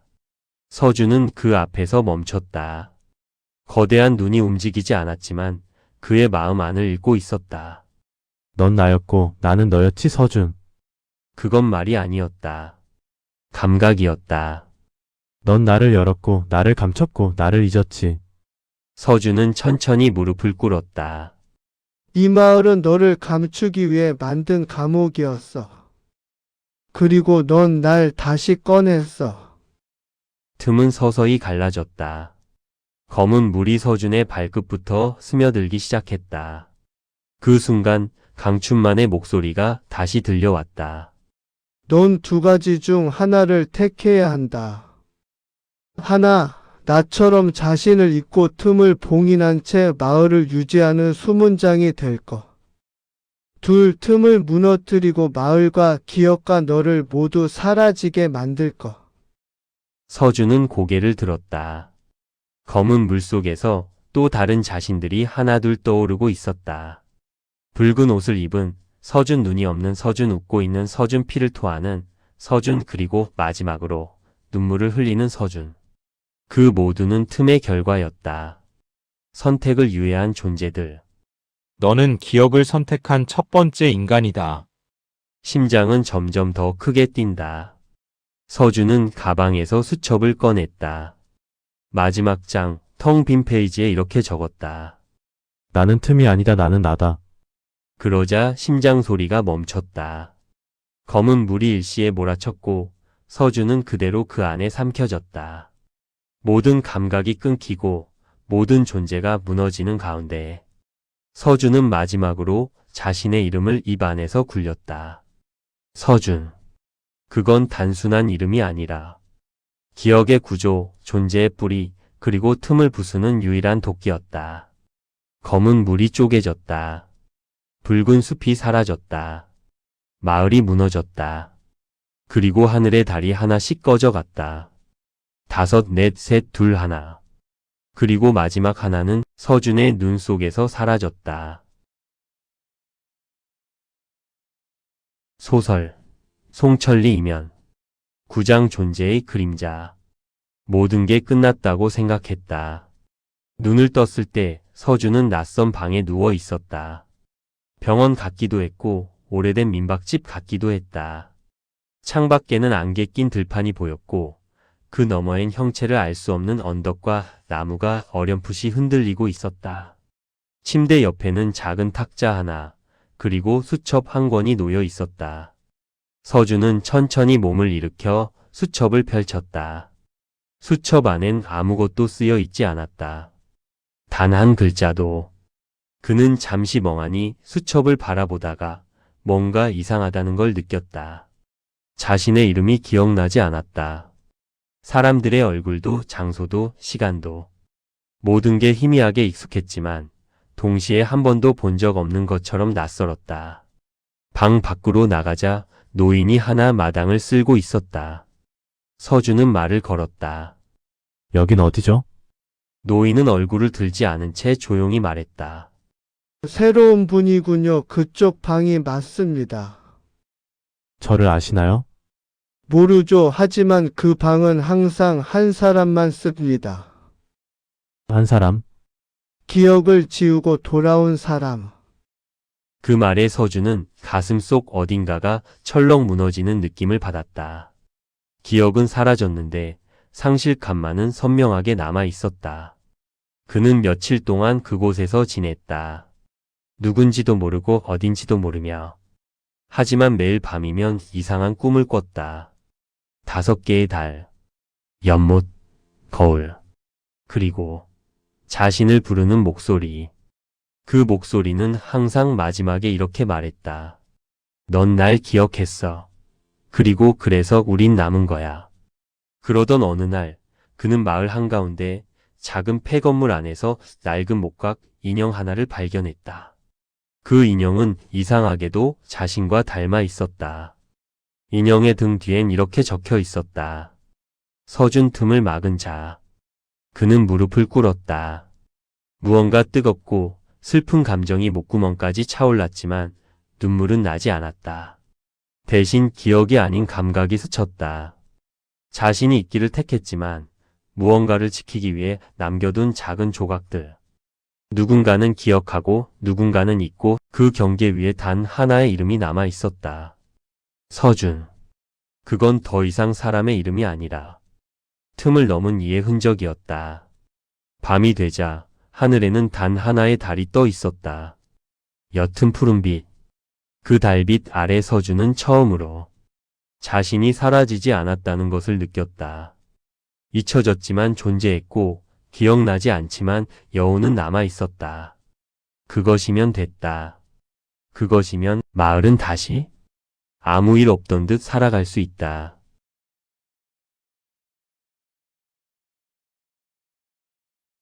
잠잘 때 듣는 소설 이야기. 수면 오디오북 잠이 스르륵 마법의 시간. 소설 송천리 이면. 1장 송천리로 가는 길. 강서준은 핸들에 머리를 박은 채 욕을 삼켰다. 시계는 밤 9시를 넘었고 내비게이션은 한참 전부터 방향을 잃은 듯한 얼굴로 재탐색 중만 반복했다. 핸드폰은 신호가 사라진 지 오래였고 국도는 언제부턴가 포장도 안 된 자갈길로 변해 있었다. 오르막, 내리막, 산등성이를 따라가던 길이 이제는 오직 자동차의 운전석 불빛에만 의존해 겨우 앞으로 나아가고 있었다. 이딴 데서 사람이 어떻게 살아? 그는 무심코 말했다. 엔진이 끙끙거리며 차체를 끌어올리는 소리에 묻혀버렸지만 뒷좌석에 던져둔 갈색 종이 봉투 안에서 종이 한 장이 흘러나와 바닥에 내려앉았다. 송천리 마을 입구 차량 진입 불가, 도보 이동 요망. 서울에서 내려온 지 5시간이 넘었다. 대기업에서 정리해고 통보를 받은 후 그는 며칠 동안 방에서 나오지 않았다. 그러다 연락이 끊긴 지 10년은 넘은 큰아버지의 전화를 받았다. 할아버지 돌아가셨다. 네 이름으로 된 집 한 채 있다. 송천리라는 데다.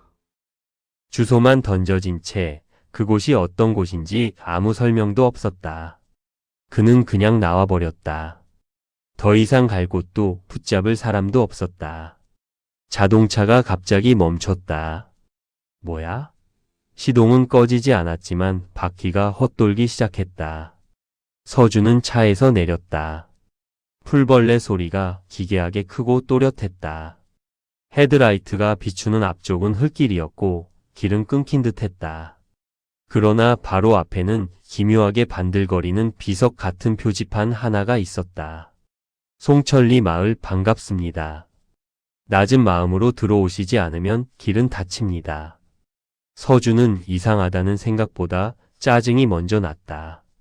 그는 가방을 메고 차키를 뽑아 주머니에 넣은 채 표지판 옆 좁은 오솔길로 발을 옮겼다.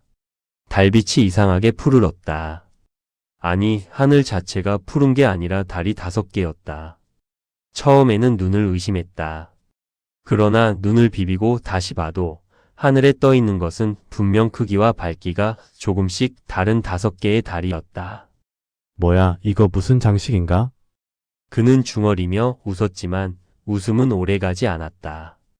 발 밑에서 뭔가가 움직였다. 작은 발자국 소리. 그는 뒤를 돌아봤지만 아무도 없었다. 나무 사이사이에서 검은 그림자들이 어른거렸다. 길은 점점 좁아졌고 이제는 사람이 간신히 한 명 지나갈 수 있는 폭이었다. 길도 길이지만 공기의 냄새가 달랐다. 습하고 차갑고 어딘가 약간의 금속 냄새가 났다. 그리고 갑자기 한 여자가 그의 앞에 서 있었다. 너무 조용하게, 너무 갑자기. 서준은 놀라서 한 걸음 물러섰다. 여자는 흰 두루마기 같은 것을 입고 있었고 얼굴이 어둠에 가려 잘 보이지 않았다. 도시 사람 맞으시죠? 그녀는 물었다. 네? 도시 사람 냄새가 나네요. 처음 오시는 거죠? 아, 네, 그런데 여긴 곧 닫혀요. 길 빨리 들어오셔야 해요. 뭐가 다친다는 거예요? 그러나 여자는 이미 돌아서고 있었다. 그녀가 걸어가는 방향으로 따라가자 나무들이 갑자기 옆으로 갈라지고 작은 농가 연못, 그리고 마을이 모습을 드러냈다. 마치 지형이 갈라지며 마을이 펼쳐진 것 같았다. 송천리. 어디에도 전깃줄이 없고 기와와 돌담과 장독대가 자연스럽게 놓여있는 이상하리만큼 고요한 마을. 그리고 서준은 그 순간 깨달았다. 이 마을은 현실이 아니었다. 하지만 이상하게도 그 사실에 두려움이 들지 않았다. 오히려 그는 처음으로 마음이 편안해짐을 느꼈다.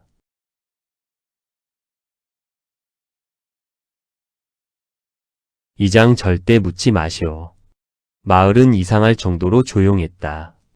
새소리도 개 짖는 소리도 없었고 그저 바람 소리만이 정해진 패턴처럼 논과 지붕 사이를 스쳐갔다. 서준은 자신도 모르게 발소리를 죽이고 걷기 시작했다. 골목마다 장독대가 놓여 있었고 모든 집은 정갈하게 손질된 기와와 흙담으로 이루어져 있었다. 마치 누군가 매일같이 쓸고 닦는 듯한 느낌이었다. 이상하게도 아무도 없는데도 마을엔 먼지 한 톨이 없었다. 여기입니다. 흰 두루마기를 입은 여자가 어느 집 앞에서 멈췄다. 작은 대문이 있었고 문패에는 강춘만이라는 이름이 새겨져 있었다. 강춘만 할아버지 이름인데요? 맞아요. 여기서 오래 사셨죠? 이 집은 이제 도시분께로 넘어왔습니다. 그녀는 짧게 웃고는 뒤도 안 돌아본 채 사라졌다. 말 그대로 사라졌다. 문을 열자 고요한 먼지 냄새와 함께 집 안의 공기가 뿜어져 나왔다. 낡은 나무 마루, 유리창 너머로 보이는 텃밭, 그리고 벽 한쪽에 세워진 작은 장로. 서준은 뭔가 꿈속을 걷는 기분으로 집 안을 둘러봤다. 이 집은 분명히 수십 년 전 시간에서 멈춰 있었고 이상하게도 살아있는 것 같았다. 다음 날 아침 마을은 전혀 다른 모습이었다. 닭 우는 소리와 함께 사람들이 골목길을 오갔고 아이들이 연못가에서 놀고 있었으며 이웃집 할머니는 장독대 뚜껑을 열고 무언가를 휘젓고 있었다. 저기요. 서준이 말을 걸자 할머니는 그를 한참 쳐다보더니 도시서 왔제? 네, 어젯밤에 그래, 강춘만 씨 손자 얘기 들었어. 거시기, 달 적응은 했나? 달이요? 그래, 5개 떠 있는 거 어지러울 텐데. 그거 진짜 맞는 거죠? 진짜가 아니면 무엇이단가 우리는 여기서만 사니께 거시기 네가 더 이상해 보이제. 그녀는 낄낄 웃고는 장독대를 다시 뚜껑으로 덮었다. 그 순간 마을 어귀에서 종소리가 울렸다. 맑고 낮은 한 번만 울리는 종소리. 그런데 그 소리를 듣는 순간 마을 사람들이 동시에 움직임을 멈췄다. 그리고는 모두가 동시에 한 방향을 바라봤다. 마을 북쪽 붉은 숲 쪽. 그쪽은 뭐죠? 서준이 묻자 할머니는 목소리를 낮췄다. 거긴 절대 가면 안 되는 데야. 그냥 없는 셈 치는 게 좋아. 왜요?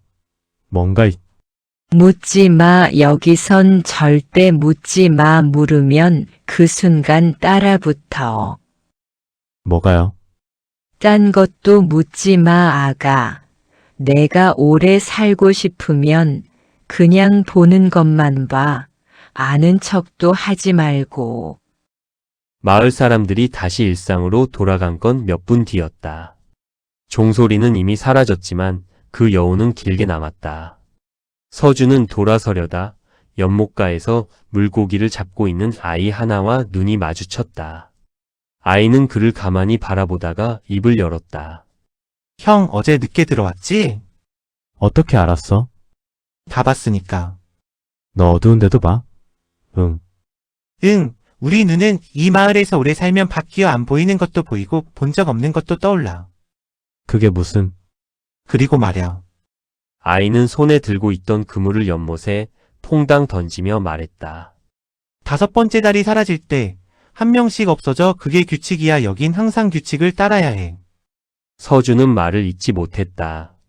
아이는 웃지도 않고 장난도 아니었으며 그저 사실을 말하듯 담담하게 말했다. 집으로 돌아오던 길 서준은 마을 게시판을 발견했다. 금주의 규칙이라는 제목 아래 5개의 항목이 적혀 있었다. 해는 서쪽에서 2번 뜬다. 놀라지 말 것. 새벽 2시 이전엔 연못에 절대 접근 금지. 말하는 고양이를 보면 인사하지 말 것. 검은 그림자를 따라가지 말 것. 틈이 열릴 수 있으니 숲 근처엔 가지 말 것. 게시판 아래에는 작게 적혀 있었다. 잊은 자는 기억되지 않고 기억한 자는 사라진다. 소설 송천리 이면 3장 연못 아래의 둔. 서준은 밤이 되면 무언가 달라진다는 말을 그저 시골 사람들의 미신쯤으로 여겼다. 하지만 이상했다. 해는 서쪽에서 한 번 더 떴고 하늘은 보랏빛과 청록색이 섞인 괴상한 색으로 물들었다. 해가 2번 졌는데도 시계는 아직 저녁 8시였다. 그리고 어딘가에서 고양이 울음소리가 들려왔다. 미야앙. 평범한 소리가 아니었다. 너무 사람 같았다. 마치 말을 하려는 혀가 목에 걸려 삐뚤어진 소리. 서준은 문을 잠그고 방문까지 닫은 채 조용히 앉아 있었다. 바깥은 고요했지만 고요한 만큼 공기가 팽팽하게 긴장되어 있었다. 문득 아까 봤던 게시판이 떠올랐다. 새벽 2시 이전엔 연못에 절대 접근 금지. 그런데 그때였다. 쿵쿵쿵쿵쿵쿵. 누군가 대문을 두드렸다. 아니, 두드리는 게 아니었다. 뭔가가, 마치 다리가 셋 이상 달린 무언가가 문을 팍 차는 듯한 소리. 서준은 얼어붙은 채 숨을 죽였다. 소리는 한동안 계속되다 갑자기 멈췄다. 정적. 그러나 이내 창문 너머로 무언가가 기어가는 소리가 들려왔다. 스르륵 스스르륵. 그것은 분명히 기어다니는 소리였다. 마룻바닥 아래로, 지붕 위로, 벽 뒤로. 서준은 참고 있었던 숨을 내쉬며 조심스럽게 창문을 내다봤다. 그리고 그는 그 순간 다시는 이 마을을 얕보지 않겠다고 다짐했다. 연못가였다. 거기엔 사람처럼 생겼지만 분명히 사람이 아닌 것들이 웅크리고 앉아 있었다. 피부는 푸르고 반들거렸고 몸은 물고기처럼 매끈했고 눈은 없었다. 하지만 고개를 돌려 이쪽을 바라보고 있었다. 아니, 느끼고 있었다. 그것들이 더듬듯 손을 뻗어 뭔가를 집어들었다.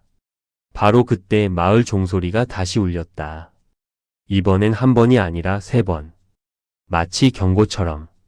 그리고 그것들은 놀란 듯 연못 안으로 스르륵 미끄러지듯 사라졌다. 물결조차 남기지 않고. 서준은 땀이 등에 붙은 걸 느꼈다. 그 순간 방문 뒤에서 소리가 났다. 형차. 깜짝 놀라 돌아보니 아까 낮에 봤던 그 아이가 문 앞에 서 있었다. 야, 너 어떻게 들어왔어? 문 안 잠갔잖아. 난 다녀. 지금 밖에 뭐 있는 거 봤어? 봤지, 다 봤지. 연못 아래에 사람 매년 이맘때 나오거든. 틈이 가까워지면 규칙이 살아 움직여. 그게 도대체 뭐야? 묻지 말라니까. 지금은 말하면 안 돼. 왜 안 돼? 형이 아직 이쪽 눈이 없으니까 보면 미쳐. 아이는 책상 위에 놓인 종이 하나를 주워들었다. 할아버지 유품 중 하나였다. 거기엔 이상한 문장이 쓰여 있었다. 틈은 기억을 먹고 자란다. 이거 할아버지가 남긴 거야? 응, 우리 마을 사람 중에 몇 명은 벌써 먹혔어. 그 순간 다시 한번 종소리가 울렸다. 하지만 이번엔 마을 어디선가 누군가 비명을 질렀다. 서준은 아이를 돌아봤지만 아이는 이미 없었다. 그대로 사라져버린 것처럼. 문을 열고 뛰쳐나간 그는 마을 북쪽을 바라봤다. 숲. 그 숲이 꿈틀거리고 있었다. 나무가 바람 없이 움직이고 있었다. 그리고 그 안에서 누군가의 두 눈이 그를 똑바로 보고 있었다. 소설 송천리 이면. 사장 사라진 사람과 기억의 구멍. 비명은 숲에서 시작되었지만 메아리는 마을 전체를 흔들었다. 마을 사람들은 놀란 기색도 없이 조용히 집 밖으로 나와 서서히 북쪽을 바라봤다. 누가 먼저랄 것도 없이 모두가 입을 다문 채 종소리처럼 울리는 바람 소리를 들었다. 서준은 사람들의 표정을 살폈다. 경악도 공포도 없었다. 그건 무감각에 가까운 반응이었다. 오히려 무언가를 기억하려 하지 않는 얼굴들이었다. 무슨 일이에요? 서준이 묻자 옆에 있던 노인은 조용히 말했다. 가버렸구만. 누가요? 몰라, 가버렸으니깐 기억도 함께 사라졌지. 무슨 말씀이세요? 방금 누가 비명을 질렀잖아요. 누가 사라졌는지도 모른다고요? 이곳은 그래, 그렇게 돌아가는 곳이야.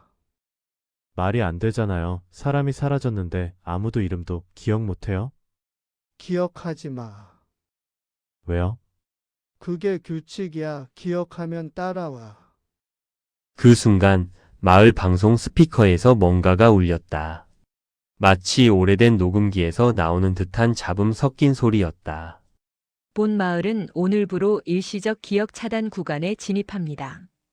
거주자는 밤 11시 이후 외출을 삼가주시고 연못가 접근 금지를 다시 한번 고지드립니다. 틈에 진동이 감지되었습니다. 통행은 조용히. 방송은 중간에 끊겼고 몇몇 노인들은 멈춰 선체에 입을 다물고 하늘을 바라봤다. 하늘에는 여전히 5개의 달이 떠 있었다. 그런데 하나가 아주 희미하게 흔들리고 있었다. 서준은 이해할 수 없었다. 사람들이 왜 아무 일도 없다는 듯 행동하는지, 왜 사라진 사람의 이름조차 말하지 않는지, 아니 정말로 기억을 못하는 건지. 그는 문득 그 아이 연못가에서 만났던 아이를 떠올렸다. 그 애는 도대체 누구였지? 하지만 생각해보니 이름을 들은 적이 없었다. 아니 그 아이가 누구 집 아인지도 몰랐다. 동네 사람들도 아이 이야기를 전혀 하지 않았다. 그런데 그 순간 아주 깊은 어둠 속에서 서준의 기억 속에도 작은 구멍이 뚫려 있는 듯한 느낌이 들었다. 무언가가 빠져나가고 있었다. 이름, 얼굴, 목소리. 방금 전까지 또렷했던 기억이 마치 누군가 지우개로 밀어버리듯 흐려지고 있었다. 그가 기억을 붙잡으려 애쓸수록 기억은 더 깊이 가라앉았다. 그리고 갑자기 집 안에서 전화벨 소리가 울렸다. 이 마을에 전화가 있었다는 사실조차 처음 알았다. 그는 조심스럽게 수화기를 들었다. 여보세요? 한참 정적. 그러다 들려온 건 물속에서 울리는 듯한 목소리였다. 기억하지 마노 도노도 그랬으니까. 누구세요? 서준 안원 이미 한 번. 뚜뚜뚜. 수화기는 끊겼고 그 순간 거울이 스스로 금이 갔다. 서준은 숨을 몰아쉬며 거울을 바라봤다. 금이 간 틈 사이로 자신이 아닌 누군가의 눈이 잠깐 반사되어 보였다. 다음날 아침 마을 사람들은 언제 그랬냐는 듯 평온하게 장을 보고 밭을 메고 빨래를 널었다. 서준은 게시판으로 달려갔다. 어제의 규칙이 바뀌어 있었다. 금주의 규칙 변경사항. 해는 동쪽과 서쪽 모두에서 뜨며 시간은 마을 외부 기준과 일치하지 않음. 사라진 자를 기억하려 하면 틈이 열린다. 아이들은 더 이상 아이가 아니다. 주의할 것. 연못 아래에서 들리는 목소리는 본인의 것이 아니다. 그날이 가까워질수록 거울을 피하라. 서준은 문득 할아버지의 낡은 장롱 속에서 찾았던 노트를 떠올렸다.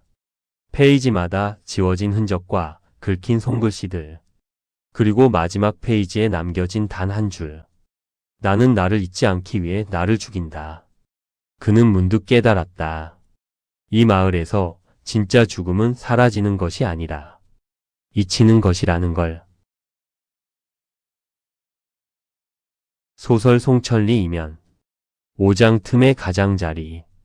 붉은 숲은 마치 살아있는 생물처럼 꿈틀거리고 있었다. 나무들이 바람도 없는데 스스로 몸을 비틀고 가지가 서로를 긁어내며 부스럭거리는 소리를 내고 있었으며 서준이 숲 쪽을 바라볼 때마다 그 안에서 무언가가 보고 있다는 감각이 들었다. 마을 사람들은 숲 근처에 얼씬도 하지 않았다. 누가 묻지도 않고 누가 말하지도 않았다. 그저 보이면 피해갔고 그 앞을 지나갈 땐 고개를 돌렸다. 그런데 어느 날 서준의 대문 앞에 작은 꾸러미 하나가 놓여 있었다. 낡은 헝겊으로 감싼 그것 안에는 오래된 수첩과 말린 연잎, 그리고 작은 나무 조각 하나가 들어 있었다. 수첩에는 익숙한 필체로 이렇게 적혀 있었다. 다시 시작됐다. 내가 막은 건 일시적이었어. 이번엔 내가 기억해야 한다. 춘만. 그 아래 화살표처럼 보이는 표시가 있었고 옆에 작게 붉은 숲의 가장자리 물길 아래라고 쓰여 있었다. 서준은 더 이상 미룰 수 없다고 느꼈다. 마을은 점점 더 이상해지고 있었다. 사람들의 표정은 뭔가를 잃어가는 얼굴처럼 흐릿해졌고 고양이는 더 자주 사람 말을 흉내냈으며 밤이 되면 거울에는 자신이 아닌 타인의 눈이 비쳤다. 그는 새벽이 되기 전 손전등과 수첩 그리고 칼 하나를 챙겨 붉은 숲으로 향했다. 금기된 장소. 그러나 누군가 그를 기다렸다는 듯 숲 입구엔 짧게 풀을 베어 만든 길이 놓여 있었다. 숲은 이름 그대로 붉었다. 잎도, 나무 껍질도, 심지어 땅도 희미한 선홍빛을 띠고 있었고, 공기 자체가 철분 냄새에 절어 있었다. 몇 걸음 들어서자 그는 알 수 있었다. 이 숲은 마을의 바깥이 아니었다. 오히려 마을 안에 가장 깊은 진실을 품고 있었다. 수첩에 적힌 위치를 따라 오래된 개울을 따라 내려가자 돌무더기 아래 작은 동굴이 모습을 드러냈다. 무릎을 꿇고 기어 들어간 끝에 그는 이상한 공간에 도달했다. 거긴 완전히 침묵에 잠긴 방 같았다. 소리도 없고 냄새도 없고 시간도 멈춘 듯한 곳. 그리고 그 한가운데 이름 없는 비석이 서 있었다. 비석엔 아무 글자도 없었지만 그 앞에 놓인 낡은 종이에는 이렇게 적혀 있었다. 서준, 이걸 다시 읽게 될 때쯤 너는 두 번째다. 그 순간 그의 머릿속에 장면 하나가 쏟아져 들어왔다. 언제인지 모를 시간, 비가 억수같이 쏟아지던 밤. 누군가의 시선으로 본 마을. 연못에서 기어 나오는 푸른 형체들, 사람들 속으로 들어가는 그림자들. 그리고 한 소년이 붉은 숲 입구에서 울고 있었다. 도와줘, 나 잊히고 있어. 그 소년의 얼굴은 다름 아닌 어린 서준이었다. 기억이 조각나기 시작했다. 할아버지 강춘만은 이 마을을 떠났던 것이 아니라 이 마을을 막기 위해 남았던 사람이었다. 틈은 정해진 주기에 따라 열리고 그 안에서 나오는 기억을 먹는 존재들은 사람들의 정체성을 서서히 지워나갔다. 그리고 그것들을 막기 위해 누군가는 마을의 일부가 되어야 했다. 그건 자발적이어야 했고 잊혀져야 했으며 다시 기억해서는 안 되는 운명이었다. 그때 동굴 안에 비석이 갈라졌다. 금이 가면서 그 틈 사이로 물처럼 검은 안개가 뿜어져 나왔다. 검은 안개는 말소리를 흉내냈다. 서준. 서준, 여긴 너였어. 너였던 곳이야. 손전등 불빛이 깜빡이기 시작했다. 주변의 공간이 흔들리고 벽이 사라지고 땅이 말려 올라가며 서준은 어디론가 끌려 들어가고 있었다. 그는 버둥거리며 마지막 남은 힘으로 수첩을 던졌다. 그리고 눈앞에서 본 것은 자신과 똑같은 얼굴을 가진 또 다른 서준이 서 있는 모습이었다. 하지만 그 눈은 텅 비어 있었다. 틈은 열렸다. 기억은 움직이기 시작했다. 소설 송천리 이면 6장 틈 안에 나. 모든 소리는 사라졌고 모든 색도 사라졌다. 오직 움직임만 존재했다. 서준은 추락하는 듯한 감각 속에서 몸을 가누지도 못한 채 떠밀리고 있었고 그의 앞에는 무한히 이어진 거울들이 벽처럼 늘어서 있었다. 거울 하나하나마다 다른 장면이 비쳤다. 마을 숲, 연못, 5개의 달, 그리고 그 자신. 그런데 거울 속의 자신은 모두 달랐다. 어떤 서준은 마을을 태우고 있었고 어떤 서준은 연못 속 괴물들과 웃으며 대화를 나누고 있었으며 어떤 서준은 아무것도 기억하지 못한 채 울고 있었다. 그중 하나의 거울이 번쩍이며 깨졌다. 깨진 파편 속으로 서준의 의식이 끌려들었다. 눈을 떴을 땐 낡은 기차 안이었다. 창밖엔 어두운 숲이 스쳐 지나갔고 객차 안에는 사람들이 앉아 있었지만 그 얼굴들은 흐릿하고 지워진 사진처럼 일그러져 있었다. 옆자리에 앉아있던 사람은 고개를 돌리지 않았지만 입을 열었다. 기억나? 우리 처음 만났을 때 송천리 초입에서. 당신은 누구죠? 나? 너야, 이전에 너. 뭐라고? 이곳은 틈의 내부야. 여긴 잊힌 것들만 모여 너도 그 중 하나였고 지금은 다시 떠올리는 중이지. 그럼 난 여기에 있었던 거야? 전에? 기억은 숨을 쉬어 숨이 막히면 죽는 게 아니라 사라지는 거지. 넌 예전에 틈을 봉인하러 왔었어. 강춘만의 뒤를 이은 다음 수호자로. 나는 그런 기억이 없어. 없게 만들었으니까 그래야 틈이 널 다시 부르지 않으니까. 그 말과 동시에 기차 안의 풍경이 뒤집혔다. 좌석이 무너지고 유리창이 깨지며 모든 사람들의 얼굴이 벗겨진 가면처럼 바닥에 떨어졌다. 그리고 그 안엔 비어있는 얼굴이 드러났다. 눈도, 코도, 입도 없는 형체들이 서준을 향해 동시에 돌아봤다. 기억했으므로 돌아온다. 기억했으므로 자리를 낸다. 기억했으므로 너는 이제 우리다. 서준은 달리기 시작했다. 바닥은 모래처럼 무너졌고 틈의 안쪽으로 더 깊이 내려가는 감각. 그 끝에서 그는 다시 한번 마을의 모습을 보았다. 그러나 그 마을은 지금의 송천리가 아니었다.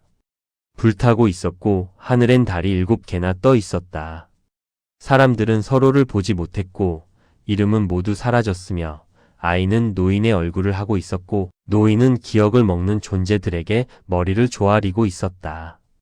그리고 그 마을 한가운데 아주 오래된 비석 앞에서 자신이 무릎을 꿇고 있었다. 지금보다 더 젊은 모습, 그러나 눈은 죽은 사람처럼 말라 있었다. 제발 잊게 해줘. 내가 했던 걸 전부 잊게 해줘. 그리고 등 뒤에서 들려온 할아버지의 목소리. 너는 이미 선택했단다. 있는 건 너였고 기억하는 건 이 마을이었다. 서준은 몸을 돌렸다. 할아버지 강춘만. 그는 비석에 손을 얹은 채 마지막 말을 남겼다. 잊어야만 지킬 수 있다. 기억하면 무너진다. 그러나 틈은 이미 반응하고 있었다. 서준은 다시 눈을 떴다. 이번엔 자기 집 방이었다. 이불 위 불 꺼진 방, 새벽 2시. 그런데 방문이 조금 열려 있었다. 그리고 그 틈 사이로 말라붙은 손 하나가 문틀을 더듬고 있었다. 서준은 조용히 일어나 방문을 닫으려 했지만 손은 그보다 먼저 안으로 들어왔다. 그리고 이어진 건 익숙한, 너무 익숙한 목소리. 서준아, 기억났지? 넌 이제 돌이킬 수 없어. 넌 이제 틈의 수문장이야. 소설 송천리 이면 7장 기억의 재. 서준은 밤새 잠들지 못했다. 그 손, 문을 더듬던 마른 손. 할아버지의 목소리를 한 그것. 그건 분명히 살아있는 사람이 아니었고 동시에 죽은 존재도 아니었다. 그날 새벽 그는 더 이상 기다릴 수 없다고 느꼈다. 마을은 이제 서서히 현실이 아닌 것처럼 움직이고 있었고 사람들의 얼굴은 점점 지워져 갔다. 말은 여전히 들리지만 입술이 움직이지 않았고 아이들은 더 이상 자라지 않았으며 시간은 하루 안에서 무한히 반복되는 듯한 느낌이었다. 기억하면 무너진다. 하지만 그는 이제 그 말을 믿지 않았다. 기억하지 않기 때문에 마을이 무너지는 거였다. 할아버지가 남긴 단서들을 모아 다시 장롱을 열자 그 안에서 미처 발견하지 못한 작은 상자 하나가 떨어졌다. 상자 안에는 마른 잉크로 뒤덮인 작은 일지 한 권이 있었다. 첫 장에는 이렇게 쓰여 있었다. 춘만 기록 마지막 순번자. 기억을 봉인하는 것은 임시 방편이었다. 이 마을은 틈 위에 세워진 마을이다. 틈은 있었던 것들을 먹는다. 누구도 죽지 않지만 누구도 살아있지 않다. 반복되는 삶은 보호막이자 감옥이다. 이 구조를 바꾸기 위해서는 새로운 기억의 중심이 필요하다. 나는 서준에게 이 짐을 넘긴다. 왜냐하면 그는 이미 한 번 이 짐을 지려다 무너졌던 아이이기 때문이다. 그 아래에는 과거의 사진이 한 장 끼워져 있었다. 흑백 사진 속에서 10살쯤 되어 보이는 서준과 훨씬 젊은 강춘만이 함께 숲 가장자리에서 무언가를 묻고 있었다. 이건 내가 틈을 처음 본 날이야. 그리고 내가 잊은 날이기도 하지. 서준의 머릿속에 퍼즐 조각처럼 기억이 되돌아왔다. 그는 이전에도 틈을 막으려 했었고 실패했다. 그 결과로 마을 일부가 사라졌으며 그 책임을 대신 지기 위해 강춘만이 모든 기억을 지우고 자리를 맡았던 것이다. 그리고 그때 다시 마을 종소리가 울렸다. 이제는 하루에도 몇 번씩 울리는 종소리. 사람들은 이상하리만큼 무덤덤했다. 그러나 서준은 안다. 이 종소리는 틈의 맥박이다. 틈이 점점 빠르게 뛰고 있다. 그리고 그날 밤 마을에 또 하나의 변화가 찾아왔다. 연못이 말라 있었다. 물이 말라 바닥이 드러나 있었고 그 바닥에는 수많은 얼굴들이 진흙처럼 엉겨 있었다. 그 중엔 분명히 서준이 어릴 적 알았던 얼굴도 있었다. 자신의 어머니, 그리고 어린 서준. 나는 여기에 계속 있었어. 그 목소리는 연못 바닥에서 들려왔다. 고개를 돌리자 또 다른 서준이 진흙 속에서 눈을 떴다. 그는 마치 한 번도 사라진 적 없다는 듯 자연스럽게 말했다. 넌 돌아온 게 아니라 다시 꺼낸 거야, 나를. 서준은 진흙에 잠긴 자신을 마주하며 비로소 이해했다. 그는 이 마을을 떠난 적이 없었다. 떠났던 건 몸이었고 기억은 여기 남아 썩고 있었던 것이다. 그 순간 서쪽 하늘에 떠 있던 5번째 달이 꺼졌다. 그와 동시에 마을 전체가 울컥하며 한순간 흔들렸다. 집들의 그림자가 틀어졌고 사람들의 눈이 까맣게 변했고 이름 없는 존재들이 다시 골목을 어슬렁거리기 시작했다. 그리고 마을 중심 오래된 회관 옥상에 붉은 깃발이 올라갔다. 그건 할아버지가 마지막으로 경고한 징조였다. 틈이 열릴 준비를 마쳤다. 서준은 수첩을 움켜쥐고 붉은 숲을 향해 다시 걸었다. 자신의 2번째가 연못에 묻혀 있다면 3번째 자신은 틈 안에서 깨어나려 하고 있었다. 이 마을은 하나의 몸이고 그는 그 몸의 가장 깊은 눈이었다. 지금 그는 선택해야 한다. 기억을 지우고 다시 봉인할 것인가, 아니면 모든 것을 드러내고 마을을 무너뜨릴 것인가. 소설 송천리 이면 8장 틈의 심장. 서준은 붉은 숲의 입구에 섰다. 이번에는 이전과 달랐다. 나무들은 피를 머금은 듯 더욱 짙은 적색으로 물들어 있었고 뿌리들은 땅 위로 솟아올라 마치 손가락처럼 허공을 더듬고 있었다. 그는 수첩을 가방에 넣고 손에 불붙지 않는 성냥 하나를 쥔 채 천천히 숲 안으로 걸어 들어갔다. 나무 사이를 지나자 공기가 무거워졌다. 음파처럼 출렁이는 정적. 이곳은 시간이 멈춘 게 아니라 시간 자체가 살아 숨쉬고 있었다. 나뭇가지 사이로 과거의 장면들이 떠다녔다. 강춘만의 젊은 얼굴 아이였던 서준. 마을 사람들이 틈에서 나오는 무언가에 머리를 조아리는 모습. 잊고 지운 것들이 저마다 그림자처럼 따라 붙었다. 더 깊은 곳으로 들어가자 땅이 붉게 갈라졌고 그 틈 사이로 검은 물이 흐르고 있었다. 그 물에는 기억이 흘렀다. 이름들, 얼굴들, 비명, 웃음소리, 울음. 그리고 그 물 한가운데 커다란 심장처럼 꿈틀대는 무언가가 있었다. 틈의 핵. 그건 눈이었다. 하지만 눈알은 아니었다. 마치 기억 그 자체가 뭉쳐 형체를 만든 듯한 눈. 눈동자도 없고 흰자도 없는 다만 보고 있다는 감각 그 자체였다. 서준은 그 앞에서 멈췄다. 거대한 눈이 움직이지 않았지만 그의 마음 안을 읽고 있었다. 넌 나였고 나는 너였지, 서준. 그건 말이 아니었다. 감각이었다. 넌 나를 열었고 나를 감췄고 나를 잊었지. 서준은 천천히 무릎을 꿇었다. 이 마을은 너를 감추기 위해 만든 감옥이었어. 그리고 넌 날 다시 꺼냈어. 틈은 서서히 갈라졌다. 검은 물이 서준의 발끝부터 스며들기 시작했다. 그 순간 강춘만의 목소리가 다시 들려왔다. 넌 2가지 중 하나를 택해야 한다.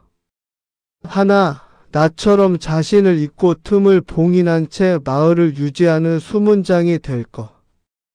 2, 틈을 무너뜨리고 마을과 기억과 너를 모두 사라지게 만들 것. 서준은 고개를 들었다.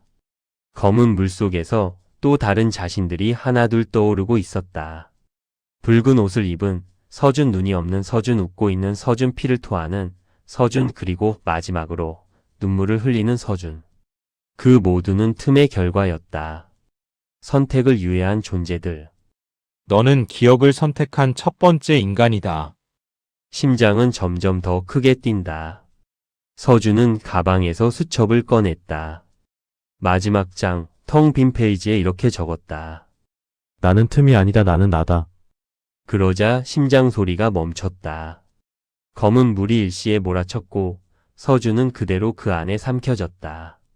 모든 감각이 끊기고 모든 존재가 무너지는 가운데 서준은 마지막으로 자신의 이름을 입 안에서 굴렸다. 서준. 그건 단순한 이름이 아니라 기억의 구조, 존재의 뿌리, 그리고 틈을 부수는 유일한 도끼였다. 검은 물이 쪼개졌다. 붉은 숲이 사라졌다. 마을이 무너졌다.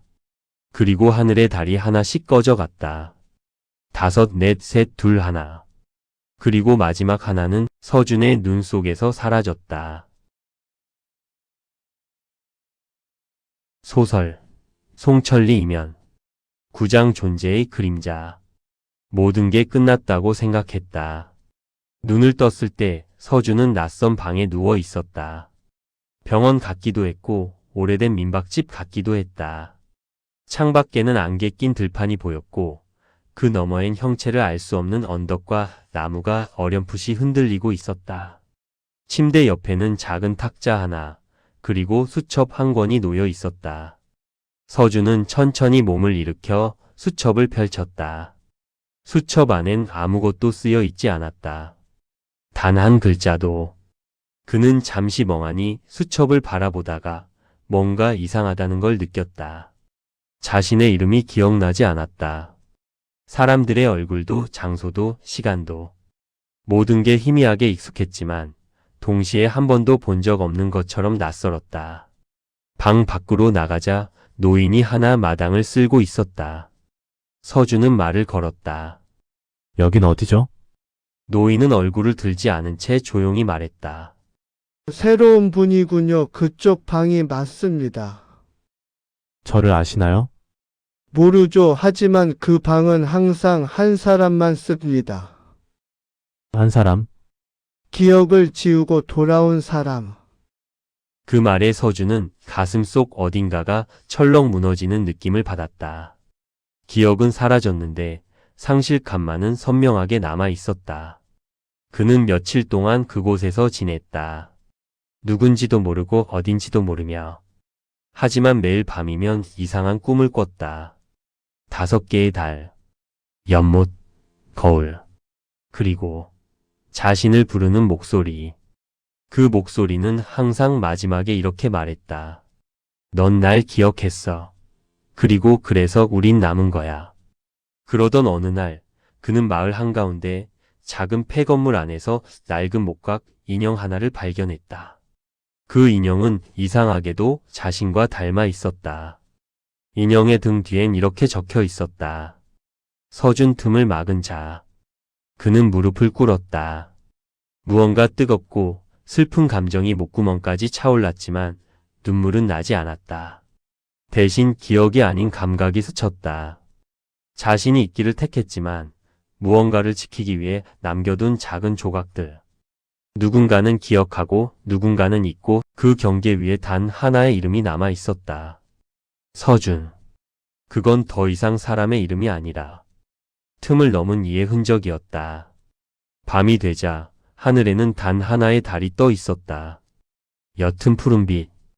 그 달빛 아래 서준은 처음으로 자신이 사라지지 않았다는 것을 느꼈다. 잊혀졌지만 존재했고 기억나지 않지만 여운은 남아 있었다. 그것이면 됐다. 그것이면 마을은 다시 아무 일 없던 듯 살아갈 수 있다.